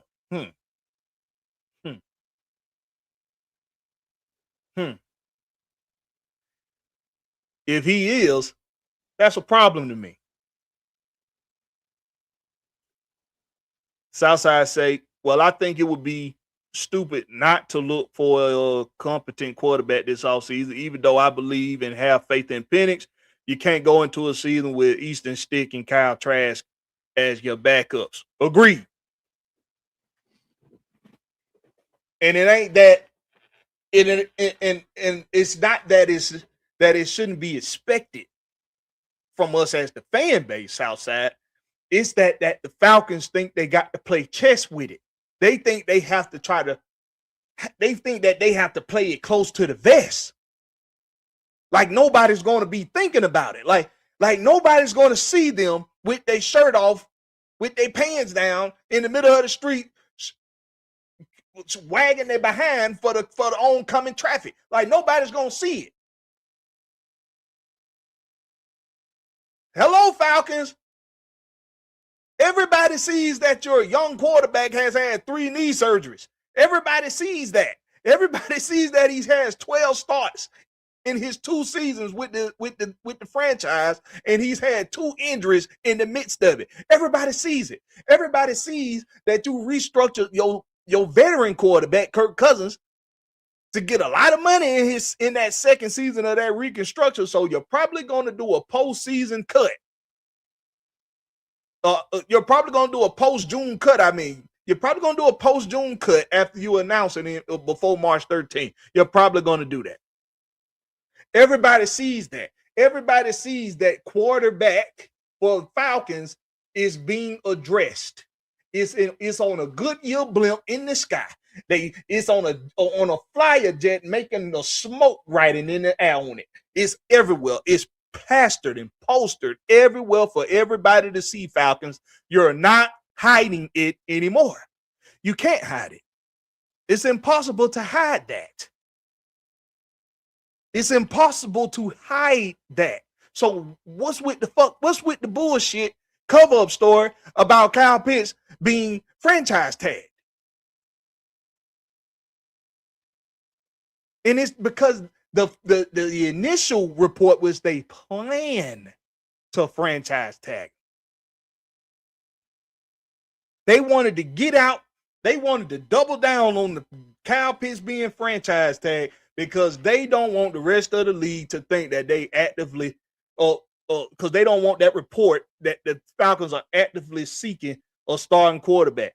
This is a problem because it's a problem because the functioning of this organization and the structure of this front office is still in question.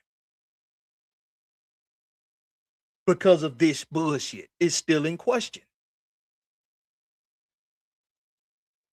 ATL say why we don't exclusively tag Tyler because they still have time to do it. They got till March 3rd to do it. It's not saying that they won't, but why don't we? I mean, I don't know. You should definitely be tagging Tyler, even if you plan on trading. You should definitely be planning on tagging, in my opinion. I think he's more valuable than what contact rate because I hear Big Wheel undervaluing him, talking about some give him $6 million a year. Or I heard my boy Gats boy say the same thing. They think if he anything over $5 million, they feel like that'll be competition. Like, listen, man, you're undervaluing Tyler Algier because he's only gotten $1 million from the Falcons. He doesn't have the stats to bag up getting paid what David Montgomery would want with the cap going up if he was up for a new contract and was Tyler Algier's age at this time, but he's not. He's older than Tyler Algier, and they have similar roles on their teams, and even he's getting over $8 million a year. So with the cap going up and a younger Tyler Algier who's never fumbled in his professional career, that's over 4 seasons. That's in 4 seasons. Tyler Algier has never fumbled the ball. He gonna want more than that, y'all. He gonna want more than that. But when you're undervaluing Tyler Algier, he should definitely be getting tagged. Because if you still plan on getting something for him, because you don't plan on him being a part of this team next season, you need to tag him and trade him. In my opinion. But Southside said that's why I brought up Brissett and Flacco. Now guys like Matt Jones or Malik Willis who are actively looking for starting quarterback jobs. Well, Malik Willis, he shouldn't be actively looking for no starting quarterback job any fucking way. Mac Jones probably neither, but at least Mac Jones got more proof in the pudding for what he can bring to the table. Flacco and Brissett. Now, Brissett and Flacco, yes, definitely guys that are backups, especially at this stage of their career. But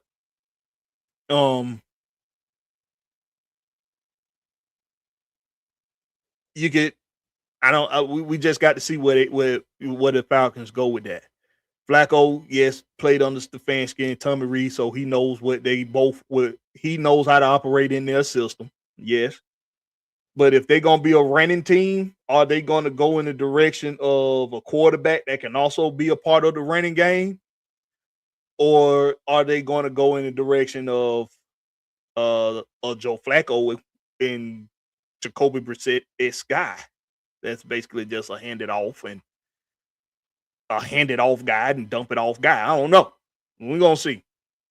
But it's all up to the direction that they want to go at quarterback. I don't know. But that's why I say this shit is a problem. This dilemma is a problem, man. It is. Sasha said, well, all franchise tags from all teams are reported on. So technically, It's breaking news. No, it's not. It's not breaking news because you expected it anyway. Breaking news is when something it comes unexpected, or when something happens that's being that was reported to about to happen anyway, and then it finally happens. This ain't breaking news because we all know it would have been dumb for them not to franchise tag. Everybody and their mama know that. But when you announce that we plan on it, and then later, just a little while later, you announce that, okay, we've done it. See, that's because you're using it as a cover-up story for what you don't want people to be talking about. Not easily fooled. I do a lot of thinking outside the box. You can't get me. What's up with your Dre Murphy? He said, now I hope, pray, and wish they don't franchise tag my dog Kyle. Oh, they already franchise tagged him. Franchise tag my dog Kyle, freaking pitched the unicorn, then traded him. Though, oh yeah, you don't want him to do a tag and trade. I get it. Hey, anything possible, Dre. Anything is possible. Gaspo said, I said yesterday, give Tyler $312 million with $8 million guaranteed. That is not enough, boy. That is not enough. 3 years, $12 million, $4 million a year. Gaspo, come on, bro. Come on, bro. Really? David Montgomery getting 8 a year. Really? With the cap going up. Really? You think he gonna take that? You think he got an agent that's gonna let him take that? That agent gonna do everything in his power to convince Tyler Algier that this is devaluing your value right here, sir. You are worth way more than this. 3 years, $12 million? That's $4 million a year. This guy's on this team right now that y'all don't even like. That's getting way more than that. Are you serious? Come on, Gas boy. Come on, bro. Get real. Dre Murphy say, like Coach Unchained said on his show on Bird Feed on Saturday morning, franchise tag my dog Kyle Freak pitch the unicorn. Then turn around and use the exclusive tag or tender tag. Well, Dre Murphy be talking, boy. He be saying some shit. Well, Ghost Pepper say, see, it's the selfish dishonesty and becoming a liability to the team is what my issue was with Kirk Cousins. He struggled significantly throwing just 1 touchdown compared to eight interceptions. And Ghost Peppers, I'm gonna tell you, like I've been telling everybody else, holding him accountable for that is the right thing to do. Now get over it. Now it's time to get over this shit. Now it's time to get over it. Let's not be hypocrites. If you had the opportunity to do what Kirk Cousins did, you would have did the exact same thing. Because all athletes lie about being hurt. All of them. It's just that when the expense comes at the expense it came for us, you're damned. And people want to exile you for it. And that's cool. That's the right way to feel. It is. But when I look at a healthy Kirk Cousins, I see winning for us because he's a healthy Kirk Cousins has won for you more than he's lost. So if he was to be cut, and then survive waivers and then we re-sign him for a more team-friendly deal for one more season, I wouldn't be mad at it one fucking bit. And I don't give a fuck what y'all say about me about it. I don't give a damn. Dre Murphy say, call it on that hungry alligator, though. I want Jacoby Brissett, but he's not a free agent. Guess what? Say Joe Flacco got traded before Tommy Rees started calling plays in Cleveland. Yeah, but he played for under Kevin Stefanski, though, and he was still coached by Tommy Rees. He didn't have to be calling the plays for him to be coached by him. Southside say Dre Murphy, yeah, but the Cardinals cut him. They say cap space.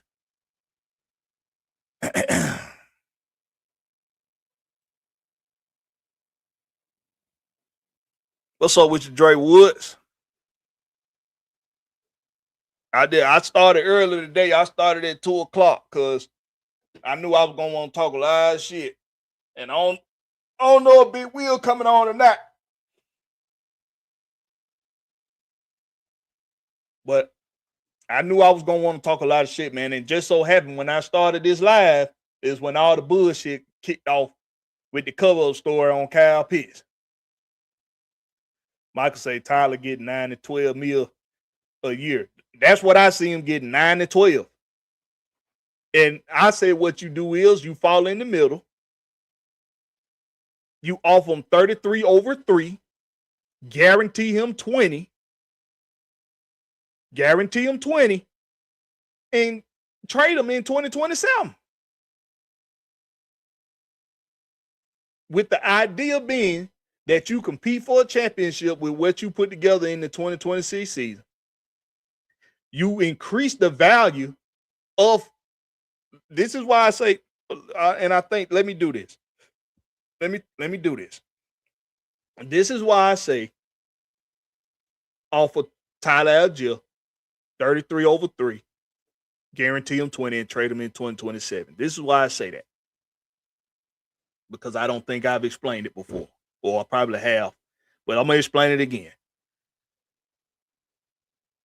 Right now, Tyler Algier is in that category of a running back of a David Montgomery. David Montgomery gets 8 mil. He gets a little over 8 mil a year. And he splits time. He splits carries with Jahmyr Gibbs. It's a damn near identical situation to what we have here in Atlanta with Tyler Algier and Bijan Robinson. Okay. Jahmyr Gibbs, when he does his contract, is definitely going to get over 20 million. Because the highest paid guy, which is I think Christian McCaffrey, is getting 20 a year. So Jahmyr Gibbs is definitely going to get over 20 a year. You can bank on that. Bijan Robinson, I believe, as well. He's going to get somewhere north of 22. So 22 or north of 22. So if with that being the case, and I look at the David Montgomerys of the world, who are older than Tyler Algier, but have very similar upbringings in the game. But David Montgomery was the number 1 running back for, who was that? The Chicago Bears? For the Bears? David Montgomery was the number 1 running back for the Bears. Had 800-yard seasons consecutively, but he had a shit organization that he was playing for. So the offense was shit, which meant it looked like David Montgomery wasn't going to be nothing more than an 800-some yard back. Cool. But we know David Montgomery was very solid. He could be a starting quarterback or starting running back anywhere. But he goes to the Lions. He splits time with Jahmyr Gibbs, a young up and coming running back in the game. He's getting 8 some a year. This is how, but you have a Tyler Algier who's younger than David Montgomery, who has 1,000-yard season in his rookie campaign with only 14 games under his belt to show for it in that season. And if you want to increase the value for him by trading him, by getting something for him, even, of greater value later on down the road, you got to give him something north of what David Montgomery is getting. Because you want to paint the picture that this guy can do everything David Montgomery does, but he can also do a little bit of what Jahmyr Gibbs does too.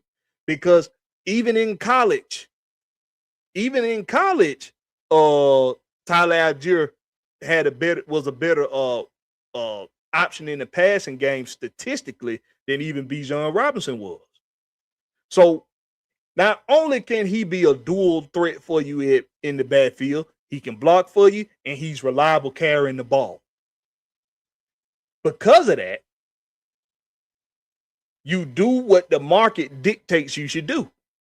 You should offer him somewhere between 9 and 12. I say offer him 11 a year, 33 over 3, guarantee him 20. And when he balls out, still splitting time and carries with Bijan Robinson, but he balls out in this offensive running scheme that we gonna have, you're gonna increase his value even more. And when you go to trade him in 2027, you're gonna get some value. You're gonna get a very valuable trade for Tyler Algier, because you can't keep everybody forever. Now, I would love to keep Tyler Algier here alongside Bijan Robinson for the length of their careers, but it's just highly unlikely. So you get ahead of that by you keep him around here for the time being. You increase his value even more over a season, and you get something real good. You get some good trade picks for him. Get some good. He could be good draft stock. He could be some good. He could be good trade stock for some draft picks. That's what I mean. So he could be good trade stock for some draft picks in the coming seasons. Gas Boy said you also have to remember Montgomery was a starter for more than one season. Never had. I think I just explained that for you though. He said just like Javonte Williams was a first round pick in Denver and deemed himself in Dallas. Javonte Williams, but Javonte, like you said, Javonte Williams was a first round pick. But what? Well, you basing that off of Javonte, that contract Javonte Williams just got? Let me look at that contract. You can't use Javonte Williams as an example for Tyler Algier. Javonte Williams, new contract. All right, what does it say? It say the Dallas Cowboys have resigned running back Javonte Williams to a 3-year, $24 million. What's that? 8? That's 8. That's 8 a season. Yeah, 8 times 3. That's 24. According to NFL.com and confirmed by Dallas Cowboys, 2026. This deal includes $16 million in guaranteed money, rewarding him for a 2025 breakout season with 1,201 rushing yards and 11 touchdowns. Okay, so Javonte Williams clearly took a team-friendly deal. He took a team-friendly deal. Because let's look at the top-paid running backs.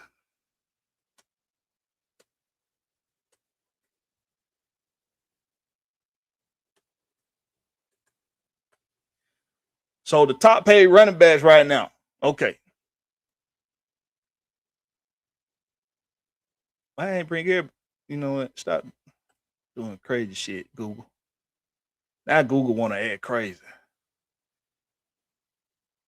All right, so Saquon is getting 20.6 a season.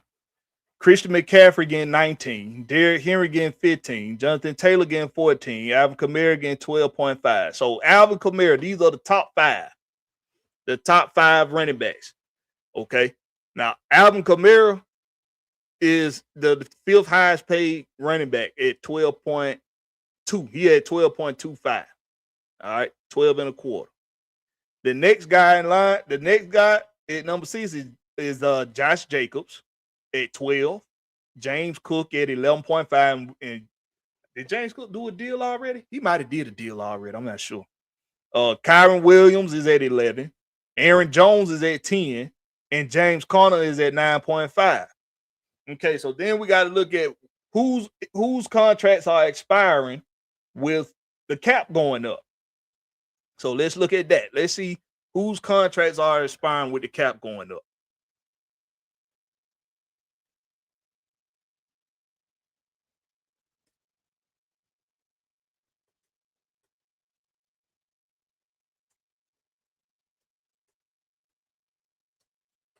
Let's look at it. I'm glad we talking about this because I haven't understood you all's thinking when it came to this at all. With Tyler Algier thinking he just gonna take $4 million a year. But all right, key running backs with expiring contracts in 2026. All right, so Kendall Walker, free agent. He expected to get between 8 to 12. Brees Hall, free agent. Travis Etienne, free agent, projected to get $8 million or higher a season. Javonte Williams just did his deal. He's gonna get 8. Rico Dowell, he had 1,000-yard season. Isaiah Pacheco has an inspired. Isaiah Pacheco is gonna be, he's a free agent too. Now, also Rashad White and Najee Harris. Now, this is what's gonna be interesting to see. What kind of contract Pacheco gonna get? Rashad White and Najee Harris. Now, if I'm not mistaken, let me see what Najee Harris had got. Let me read this first. Jahmyr Gibbs, Detroit is expected to offer a massive extension this offseason, potentially making him the highest paid running back in the league with a $20.2 million a year average. Oh, wow. Jahmyr Gibbs probably finna get paid sooner than Bijan Robinson. That's crazy. Atlanta is expected to exercise his 5th-year option by the May 1st deadline, keeping him under contract through 2027 at a projected cost of $11.4 million for Bijan Robinson. But it looked like Detroit, they plan on extending Jahmyr Gibbs, and they probably doing that because of contract reasons, because of cap reasons, I mean. It's probably better for them to extend Jahmyr now than do a 5th-year option on him, because they probably plan on doing a deal with the quarterback soon too. I don't know. That's kind of interesting. That's interesting, Detroit. So Detroit, they might be looking at extending Jamil as opposed to doing his 5th-year option. Wow. But yeah, Gas Boy, he definitely took a team-friendly deal. Javonte Williams did. He definitely did. Nathan Floyd say Barkley is at the top average a year. CMC is 19. Yeah, I just read over. Yeah. About whatever. Pitt's a unicorn. He should get a 1st-round pick easily. That motherfucker generation child. You're not gonna get a 1st-round pick for him. They're not gonna get a 1st round. And if you do get a second for him, they probably gonna ask for some money too from the Falcons. So I don't even see them getting a second. I see us getting a player and a 3rd. I see us getting a player and a 3rd. If it's gonna be a 2026, if it's gonna be a 2026 pick, it's gonna be a 3rd. Now, if you say a 2027 second, yeah, you might get a 2027 second and a player. But I don't see you getting a 2nd-round pick for a 1st or a 2nd for Kyle Pitts in this year's draft. I don't see you getting that. Now, you'll be working some magic if you in Cunningham. You'll be putting your best magic hat on for that. Trey Murphy say, how the Dallas Cowgirls already got a deal done with Javonte Williams and the free agencies. Well, I think it's a handshake deal. It's a handshake deal, Dre. They plan on doing that. That's what they plan on it being. They plan on doing a 3-year, $24 million deal with him. But because they got a handshake deal on him with that already, that lets you know he's taking a team-friendly deal. He's taking a team-friendly deal. Trey Murphy say, and that's called tamper, though. Oh, no, that ain't tamper. They can talk to their own players before free agency starts. I think that was from February 17th. That started on February 17th, Dre Murphy. You can talk to the guys that's all, that's going into free agency with coming from your team as of March 17th. But after March 3rd, they can't talk no more. After March 3rd, they can't talk no more. That's called legal tampering. It's called legal tampering, Dre Murphy. That's the street name for it. Gas Boy said Williams was already a Cowboy. Oh, you explain that. Then Floyd say in AAV with would put Tyler in the top 10, same as Aaron Jones, and a little more than Joe Mixon. Was Joe Mixon name in the top 10? Hold on, what was it? What Joe Mixon at? Oh, you saying? Oh, that's somebody call. But you say, oh, Joe Mixon, oh, because you think he's gonna get a deal. Because right now he ain't in the top 10 right now. The top 10 is Saquon, Christian McCaffrey, Derrick Henry, Jonathan Taylor, Alvin Kamara, Josh Jacobs, James Cook, Kyron Williams, Aaron Jones, and James Conner. James Conner getting 9.5 a season. Now, if you telling me, James, if you telling me that you don't think Tyler Algier should get what James Conner getting a year, then you is come on. Now, it ain't got because it ain't. You don't have to be a starter in this league for the market to dictate what you ought to get. That's why David Montgomery is getting 8 a season. Because even though they knew he was going to be splitting time with Jahmyr Gibbs, even though they knew that, they still gave him what the market dictated he should get. And you got a Tyler Algier that's playing into his that's he's already played into his next contract. And the only reason why you don't see him giving up the production statistically is because he don't get used in the offense all that often, other than the closed games and sprinkled in here and there and throughout the game. Tyler Algier had games this season and last season where he only touched the ball like 4 times the whole game. He had games where he only touched the ball 2 to 4 times in the game. That ain't on him. But what he does on film is enough for a team to say that guy can be that guy right there can be a bell cow for us. And the only good thing about this situation with Tyler Algier for him is that the Falcons haven't overused him. They haven't ran him into the ground over the last 4 years. So whoever he goes to, he's prime. He's prime. He's a prime valuable piece. He's prime. So his agent ain't gonna take no damn 3 years for 12 million, 12 over 3. Hell no. No. Not even close. Just because he want to be in Atlanta don't mean he gonna shoot himself short like that. I wouldn't. I'd be a millionaire. So I'd be like, hell, I can always go back to Atlanta. Whenever I want. I can get on a red eye back to Atlanta. I can get on a red eye back to Atlanta whenever I want to get to Atlanta. I don't have to play for the team to love my city. I can get paid, though. I can sure enough get paid.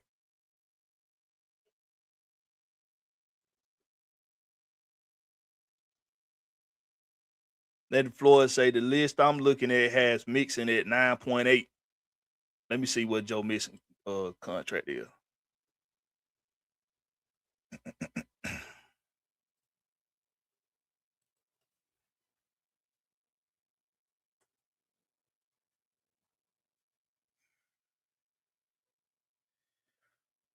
Joe Mixon. He got in the final year of a 3-year deal. That's probably because that's what he getting in his last year. But it didn't average out to that by year. What did it say? Joe Mixon in the final year, 3-year, 25.5 to 27 million contract extension with the Houston Texans, set to earn a $8 million base salary in 2026 with a $10 million cap hit. Following the 2025 season missed due to injury, the Texans can save $8.5 million in cap space by releasing him, making his future uncertain. Yeah, so he wasn't getting 9.8 a year. Because even if 2307 is, not 20, 27 over 3. That is 8. Right?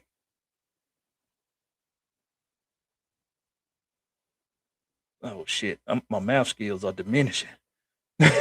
27 divided by 9 is 3. So yeah, 9. Yeah, so 9 a year. Even if it was 20, but it was 25 and a half over 3. That's crazy. My math skills just went bloopity just then. What's up with you, Roman? Wrong. Yeah, I got started early because I don't plan if I'm gonna probably get off of here around about 5 o'clock. So I started early. I started at 2 o'clock today, man. I got an early start on it today. Y'all hold on one time. We got to take a brief intermission. I'll be back shortly. Y'all feel free to go grab you some water and some mints, and I'll be back to you shortly. Brief intermission.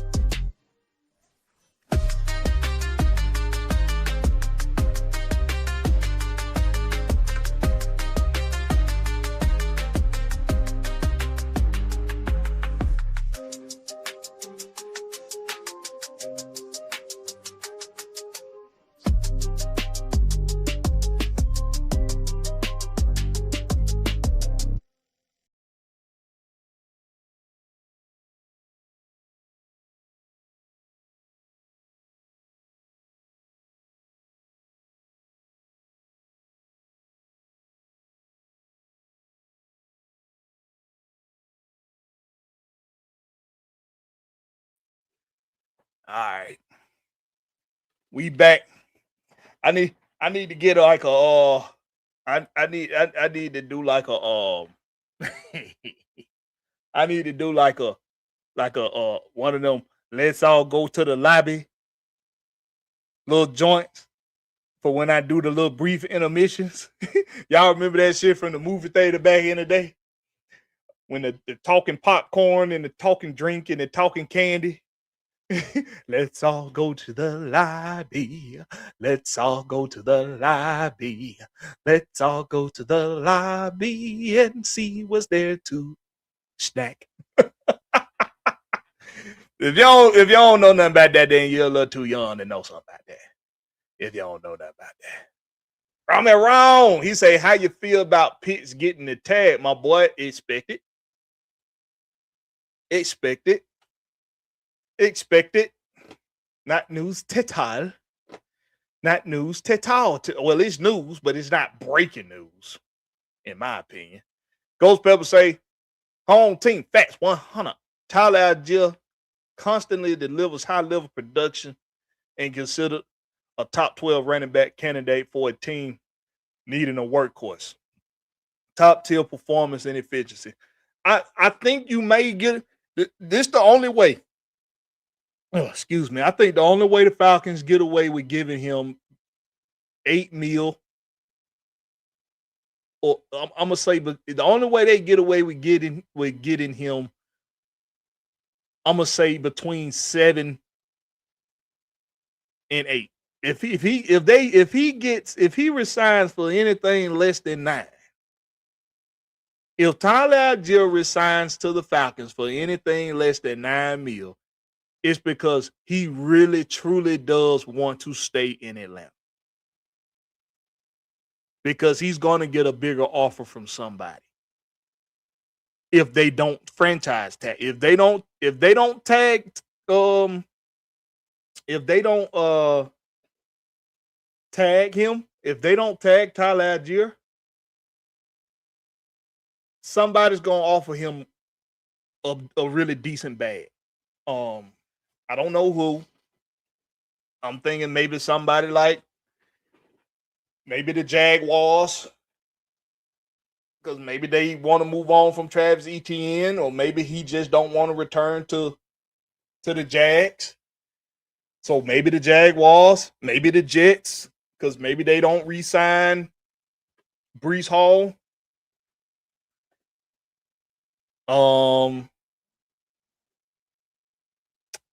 Who else? Maybe Seattle. Maybe, maybe Seattle. Maybe Kenneth Walker say, "Hey, my time is spent here. I don't want a championship. I don't have to stay in Seattle." He could definitely say, "I don't want a ring. I don't want a championship, and I was Super Bowl MVP. I don't have to stay in Seattle. I ain't gotta stay up here in this. The weather in Seattle ain't ideal." And then when looking at Kenneth Walker from a distance, he looks like a guy that's not really into the big city life or nothing like that. So it ain't saying that he gonna try to go somewhere where it's a party, it's a high city lifestyle or something like that. He don't look like one of them dudes. But maybe he don't want to resign to Seattle. Maybe he feel like I've done this here. And maybe Seattle's a landing spot for Tyler Algier. Maybe. San Francisco, Prince Kale, that's been a team that I've heard. Well, he could go split time with Christian McCaffrey. It's an ideal thing for San Francisco because they can say, "Hey, we gonna use him way more than the Falcons did with him splitting time with Christian." I don't know. There's definitely familiarity in San Francisco for Tyler Algier. That's for sure. That's for sure. There's familiarity over there. But I don't know. I think it's a little short-sighted to think that he's going to take $4 million a year.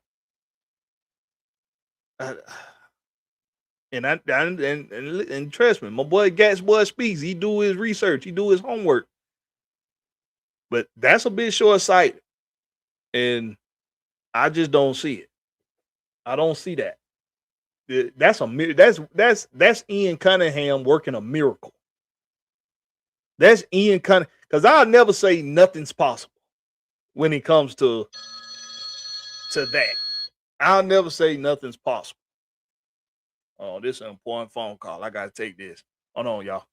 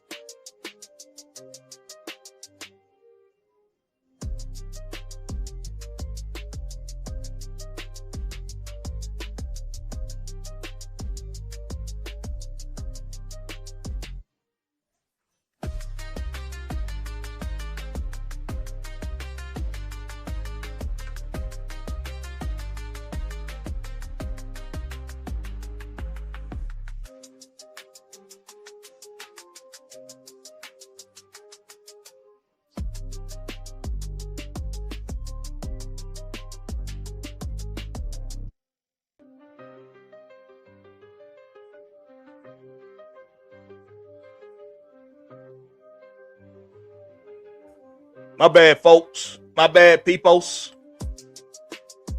We back in this thing, man. My bad.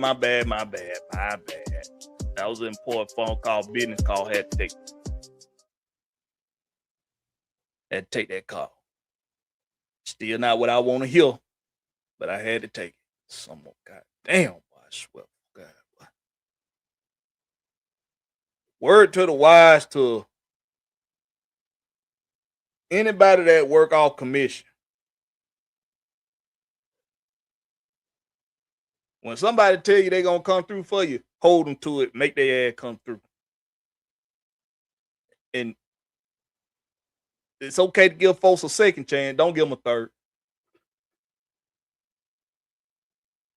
One time, fool me once, shame on you. Fool me twice, shame on me. Or you can say it the way or you can say it the way Bush said it. Fool me once, shame on you.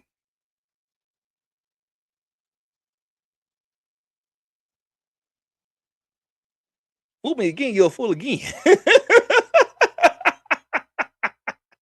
Or something like that. That's how he said. That damn Bush boy, he was funny. That's why I tell people, y'all think Trump is funny. Now Trump funny as hell, but Trump is the funniest president we ever had. But that damn Bush was funny too, boy. He was a funny motherfucker, boy.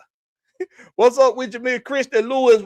One of the lady birds of AFN in the building. What's going on? And she one of my homegirls too, by the way, y'all here in this game. Appreciate you, Miss Christy, for being here. She say I'm late to all the parties. It's okay. It's okay. You can be late. Ghost Pepper say Denver Broncos could be a fit for Tyler. Yeah, I can see him in Denver. I think they do need a back because what's that guy name? Not Harvey, but the other dude. Because I had him on my fantasy, but he just can't stay healthy. And Harvey too small to be a bell cow back. He got to split time with somebody. Christy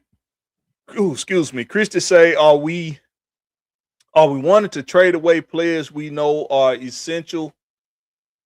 Essential, or is it we essentially have so many needs we will have to gamble on trading a high performing player? I don't think we have a lot of needs, Christy. I don't think we have a lot of needs.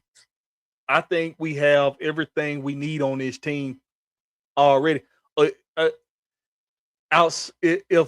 with the Kyle Pitts franchise, with the Kyle Pitts tag, we still don't know if they'll do a tag and trade because that's still possible. But if they don't do a tag and trade, and Kyle Pitts is here for the start of the 2026 season, we have everything we need at every position already, in my opinion. Drake London is a true number one. You don't need a true number two. You don't. You need receivers that's going to catch the ball. Simple as that. When you got to, in my opinion, because Drake is capable of being a true number one receiver, which he is, I do not think you need a whole lot at receiver. You can bring back Darnell Mooney, and Darnell Mooney will do just fine. He'll be healthy from the injury. He showed flashes of being able to get back to form in the latter part of the season with Kirk Cousins throwing him the ball. He got back. We saw him come back to form a little bit. And of course, you got Bijan Robinson. You got a offensive line that has continuity with one another. You don't need to change much there. You don't need to change much defensively. Yeah, outside of adding a couple pieces, maybe you prioritize Caden Ellis. A lot of people think Caden Ellis is easily replaceable. I don't think he is. He's a sideline to sideline linebacker, and he's intelligent and he can pass rush. That's not easily replaced. So maybe prioritize Caden Ellis. You got the secondary pieces already. Maybe you try to shore up the cornerback position, but that's it. Outside of the need, this is what I think we need. I think we do need a zero tech. We need a zero tech defensive tackle that's going to be able to stop, going to be able to plug that middle. I think we do need that. I think we do need.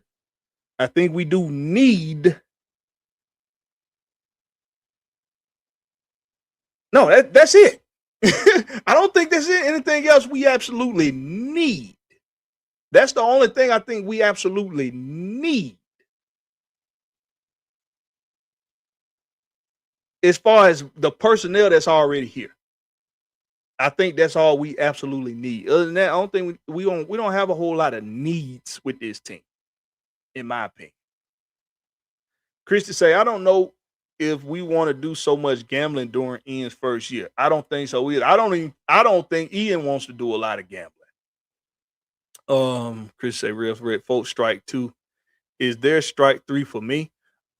I only offer food and prayer after that point. That's it. I ain't even offering you food. I ain't even offering you that. You don't get 3 strikes from me. You don't get 3. You don't. And recently, somebody got a second chance with me, and they ruined that. So they not. There will be no third opportunity for you to make me look foolish. It will not be one.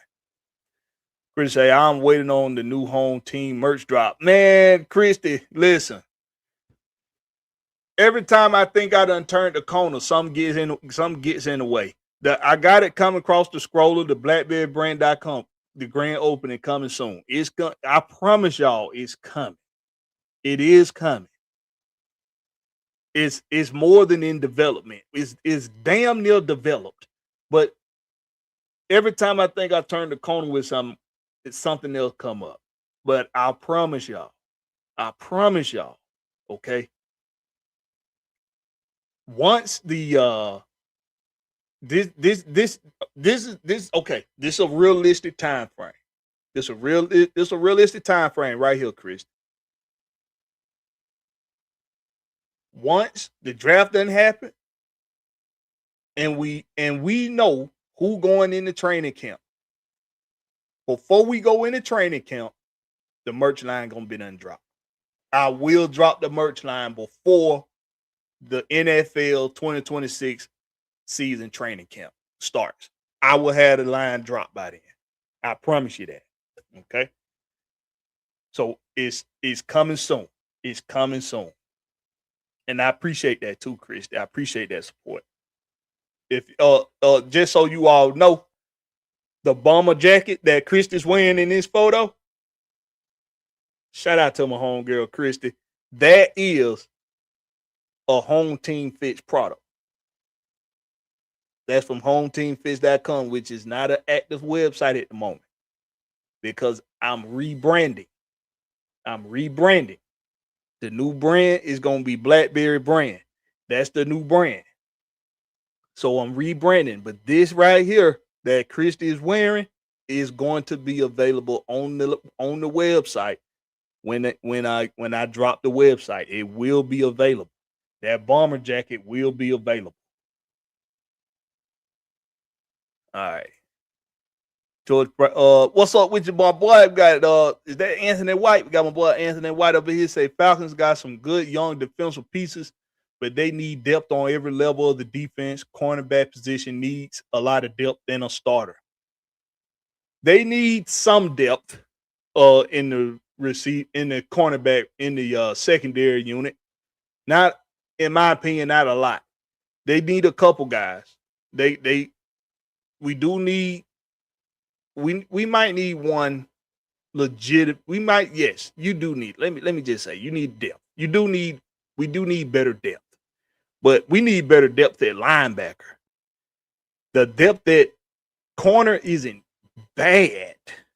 It's just not.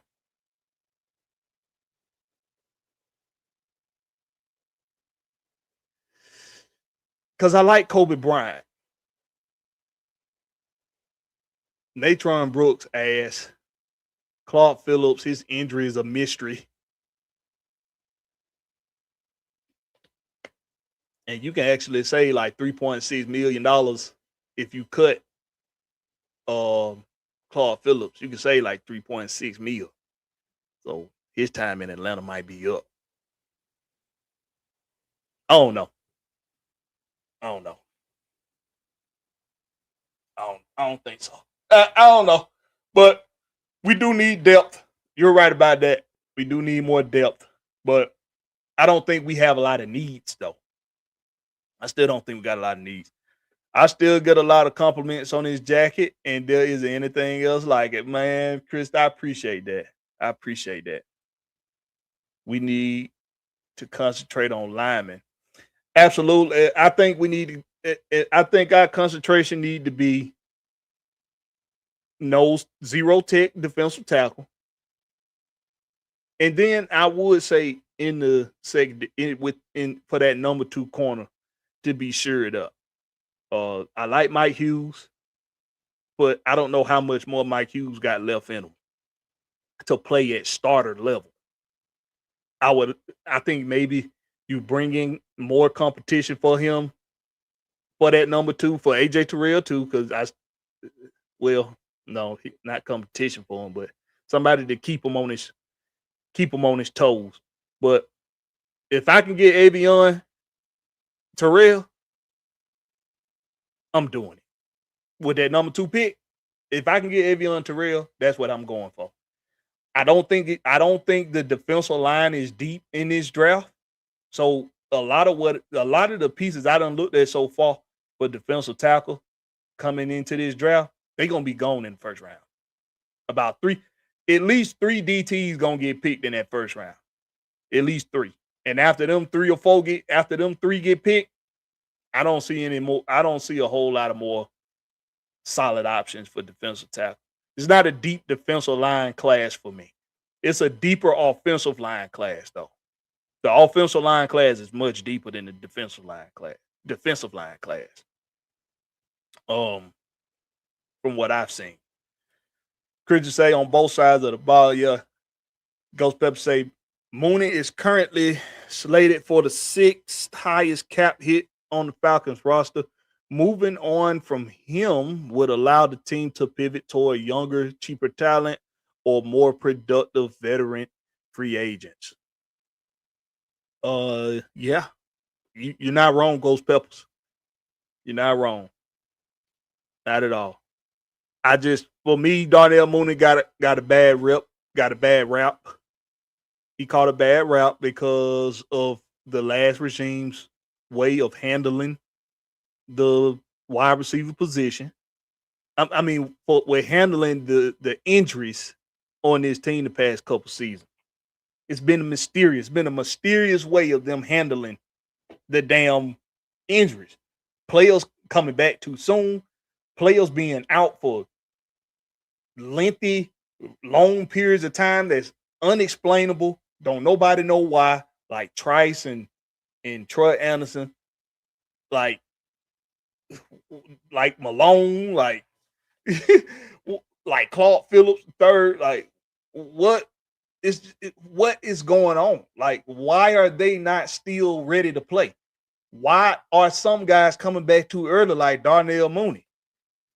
And Darnell Mooney is a competitor. If they tell him we gonna let you play, he gonna play. But we saw he had alligator arms. A broken collarbone is serious business. And just being out 5 weeks was not long enough. It wasn't. It wasn't long. He was out a little longer. Because I think he got the broken collarbone after that first preseason game. even though he didn't play, he got the broken collarbone in practice. And he was out until week 3 of the regular season. Came back in week 3. That wasn't long enough for no broken collarbone. And then later on, we find out it was a broken collarbone. Like, come on, man. It was a disgusting way of handling the injuries for a head coach. It was disgusting. And a lot of people are judging Darnell Mooney's performance based off of it. And to me, it's just not fair. The boy got a bad rap. He got a bad rap, man. And it sucks for him, but it's something that has to be taken into account moving on. But his production wasn't because he a bad receiver. His production wasn't because he is a letdown. His production was because he was poorly managed by his superiors, by his coaching staff. He was poorly managed. They should have never had him out there. And it sucked for him. And it sucked for us too. But I think he caught a bad rap. And if healthy, I do want to see him get another opportunity to prove himself. I just don't know if that's going to be in Atlanta. Do I think it should be, or would I like that? Yes, I would like to see Darnell Mooney get another opportunity here in Atlanta, because I think he's a very good Robin to Drake London's Batman. I think he is. So we'll see, man. We'll see what happens with that. But as of now, man, I think it's almost 5 o'clock. I'm gonna go ahead and wrap this thing up, man. Get on up out of here, man. Shout out to everybody in the chat that came through. My girl Christy Lewis, Ghost Peppers, Anthony White, Prince Kill 89, Dre Murphy, Jerome, Nathan Floyd, man, Gats Boy Speaks. Y'all make sure y'all go check out my boy. Man, go check out Gats Boy Speaks on YouTube. And y'all go check out my boy, man. That's Georgia, Texas. The abbreviations, GATX, boy, BOI, Speaks on YouTube. And y'all sub to my boy, man. About whatever. Appreciate you for coming through, man. Everybody that came through, Michael, ATL 251, everybody that came through, man, I sure enough appreciate y'all, man. Everybody that's gonna watch this after the fact, y'all make sure y'all hit that like button, hit that subscribe button, man. Hit all them buttons, man. Y'all know what to do. Y'all make it do what it do. Appreciate the support. Gonna continue to rock this thing out, man. What's up with you, Southeast Georgia? What? Southeast Georgia? Noble? What's happening? He said, caught you late. Trying to hit rewind. I sure no appreciate that, my boy. I sure enough appreciate that. Y'all make sure y'all do the same, man. Hit rewind if you came in late. I had an early start today because I got to double down on some work tonight. So y'all make sure y'all hit that like button, that subscribe button, all them buttons, man. And y'all do the damn thing.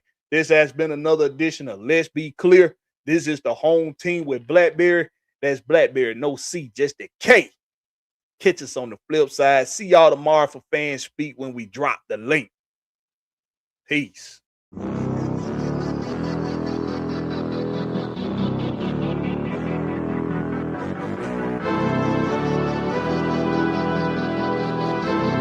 ride on the trail.